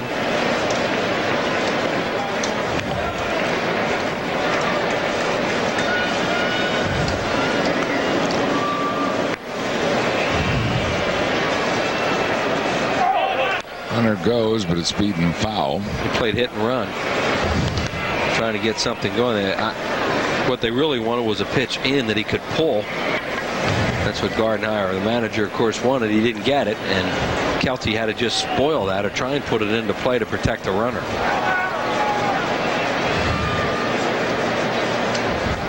Two balls and 2 strikes to Kelty.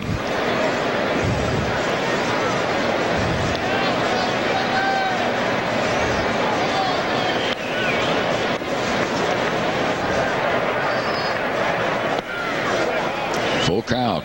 Good running situation now because Silva throws double play balls with a sinker. If they played hit and run with Kelty, you think they would trust him not to swing through a pitch into a double play, so they'll probably start the runner.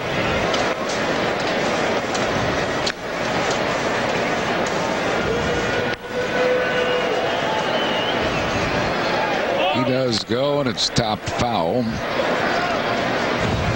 So they'll try it again. Koski comes back to first base. 3-2 to Kelty.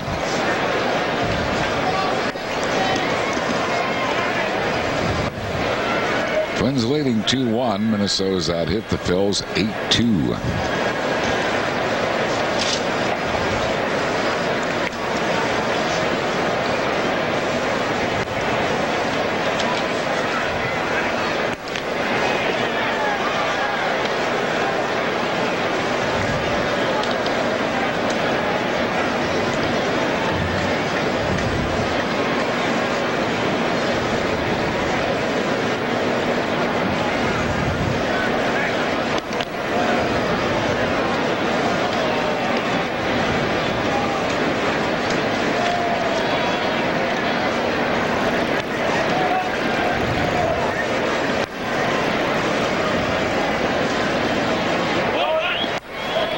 Walked him. So Minnesota has their first 2 men on base here in the 9th inning. Ron Rule is going to come out and talk it over with Silva. Torii Hunter will be batting for the first time. Well, tomorrow at Pro Player Stadium in Fort Lauderdale, it'll be Vicente Padilla going against Julian Tavares. It'll be on Comcast Sportsnet tomorrow at 7 o'clock for Game 1 of a 4-game series, the Phils and the Florida Marlins. We'll be back in UPN 57 on Friday at 7 o'clock from Camden Yards in Baltimore. Torii Hunter hitting at .295, 16 homers. He has knocked in 50. So Silva in ninth inning trouble here. Phil's down 2-1.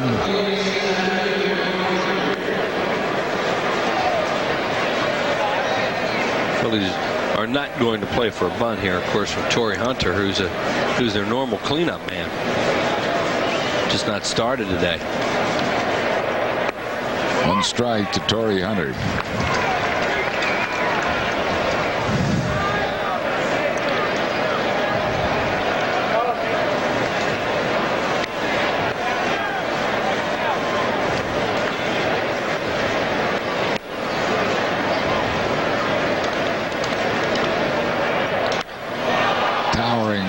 Ball deep to left center field, and this ball's out of here, just over the fence. Torii Hunter in his only at bat, a 3-run home run, and Minnesota. 3 home runs in the game. All the scoring for the Twins looked like some kind of high pitch, and boy, it looked like he actually hit it out on the end of the bat a little bit, and Burrell thought he had it, and then it just kept going and going and goes over the wall. See here, it's a high slider, but he hit it on the end of the bat a little. Hunter thinks it has a chance, and Burrell, see, hit his glove. He really thought he had a chance to catch that ball, and nope. 1 ball and no strikes to Luis Rivas, who is 0 for 3. So it is a 4-run Twin lead now in the 9th inning. 1-1 to Rivas. Big crowd here today, and that'll send them home. 38,000 plus. David Ortiz has moved into the on-deck circle to bat for Mike Jackson.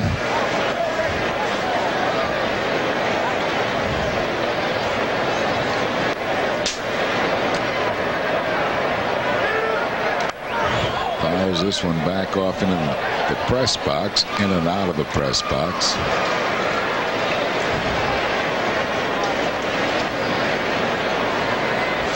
Twins have hit 3 home runs this afternoon. Ties the season high, surrendered by Phillies pitching. One thing they've done is really not throw a lot of home run balls this year. In fact, the Phillies had out-hit the opposition in home runs coming into the game. Phillies had 66, the opposition 53. But 3 today, and there's Hunter right there saying, yeah, get a little high slider.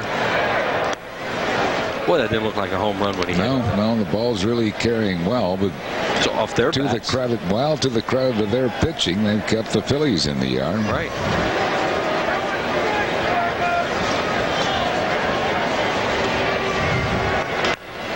Ground ball shortstop. That is 1 away here in the 9th inning. And we'll bring up Ortiz. So Ortiz hitting at .227, 4 homers. He's knocked in 27. As a pinch hitter, he is 3 for 10.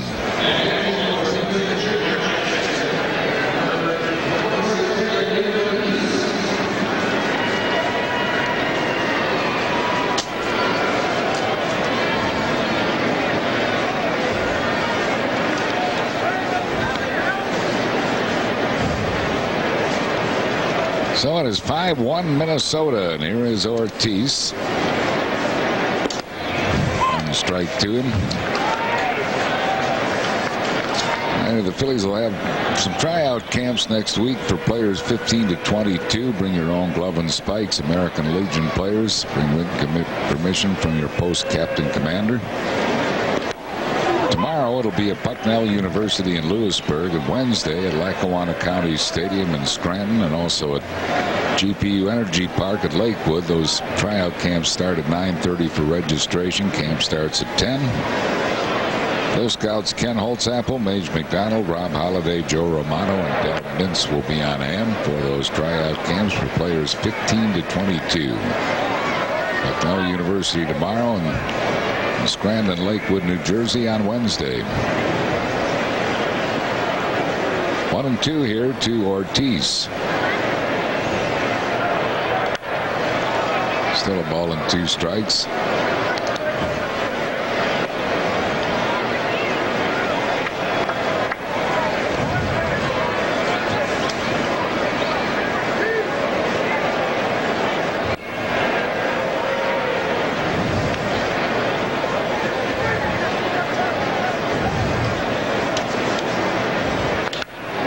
Rips this ball to right field, but right at Jeremy Giambi. So that's 2 down, and that'll bring up the top of the order Christian Guzman.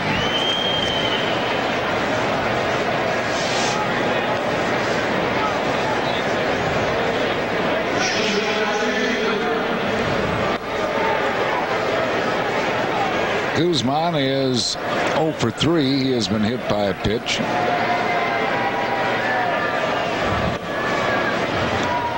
Not a save situation, so Travis Miller is up, the left-hander.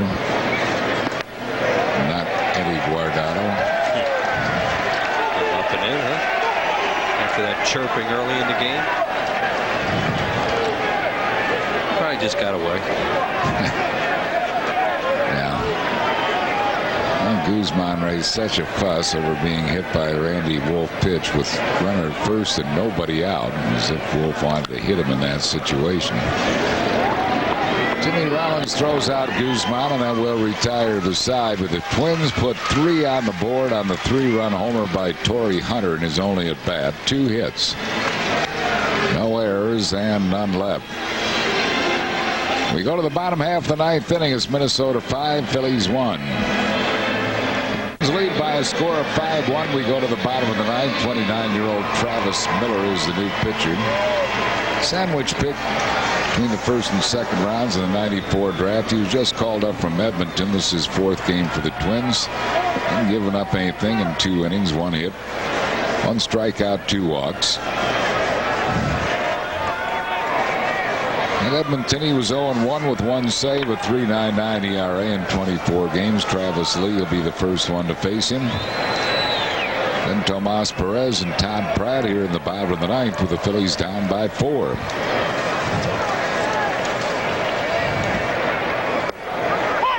One strike to Travis Lee.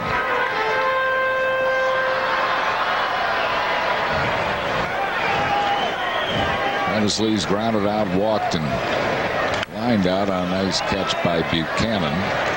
Tom Prince going to run out of room. No balls and 2 strikes to Travis Lee.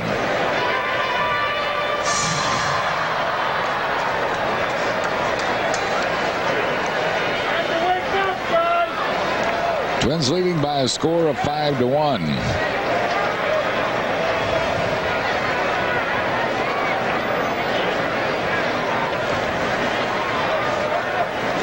Game's over at Shea now. The Mets have beaten Kansas City 5-4. 1 ball and 2 strikes.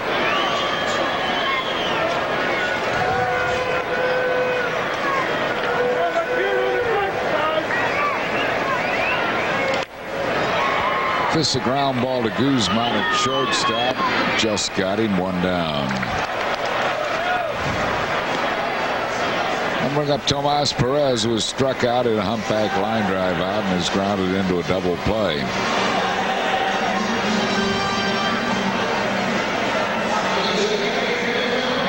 And the Phillies just have had all kinds of offensive woes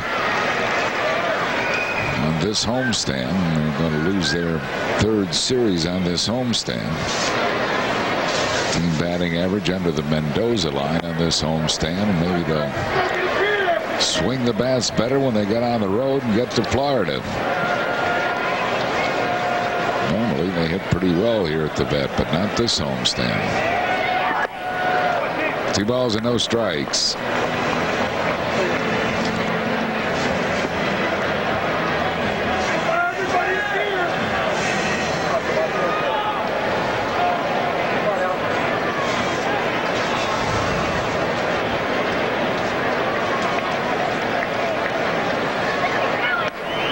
3-1.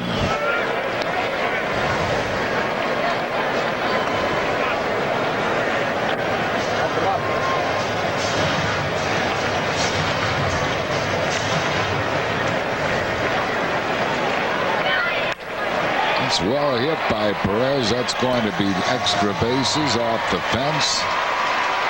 And Tomas will get a stand-up double. So Perez at second base with one out for Todd Pratt. Jason Michaels has moved into the on-deck circle. Here it is out over the plate, and a one-hopper off the wall. The left fielder out there, Moore, thought he had a shot at second, but then he bobbles it. He didn't bobble, he just dropped out of his hand when he went to throw. So this game went from a one-run game to a four-run game. Of course, it was a one-run game. Guardado would be in here also. Pratt has doubled, walked, and struck out.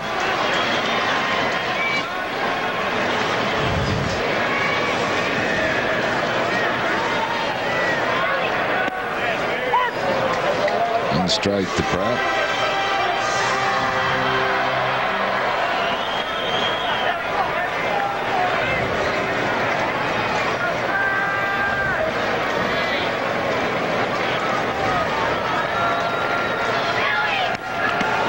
Beats the ball foul, 0-2.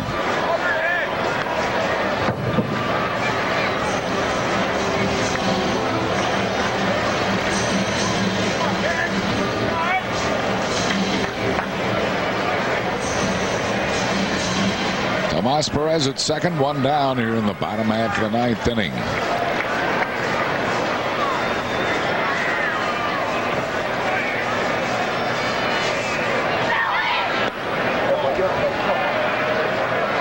And 2 to Todd Pratt.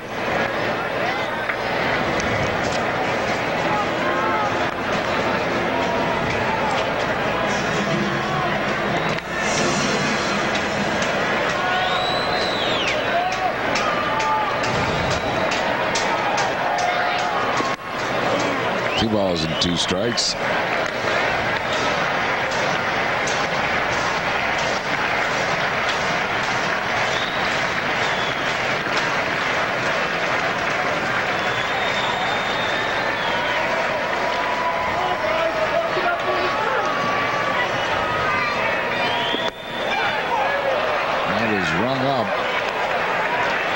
Out number 2 here in the ninth inning. It's up to Jason Michaels to keep this game alive. He came inside to Pratt and set him up, and now he goes away, and Todd knows that's a strike and just walks away. Michaels batting at .291. As a pinch hitter, he is 5 for 21.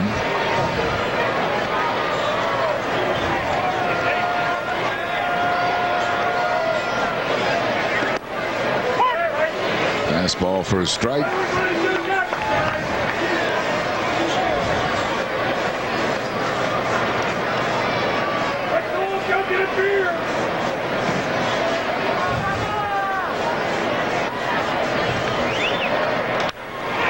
High fly ball foul. Kelty over. Makes the catch in front of the stands, and that will end the ball game for the Phillies in the ninth. No runs, 1 hit, no errors, 1 left. The Twins win by a score of 5-1 here at Veterans Stadium and take 2 out of 3 in this series. Increase their lead in American League Central to 6 games over the Chicago White Sox. Our Chevrolet player of the game is Torii Hunter, the winning pitcher. He came in the 5th inning of this game and pitched hitless ball through 3 innings. Had a really good changeup, struck out Pat Burrell, got Tomas Perez hit into a 3-6-3 double play, and there strikes out Pratt. Although that one was questionable, but he did a terrific job to the former Phillies farmhand. Torii Hunter is our Chevrolet player of the game as Minnesota wins it by a score of 5-1. And we'll be back with the totals and recap of this afternoon's game right after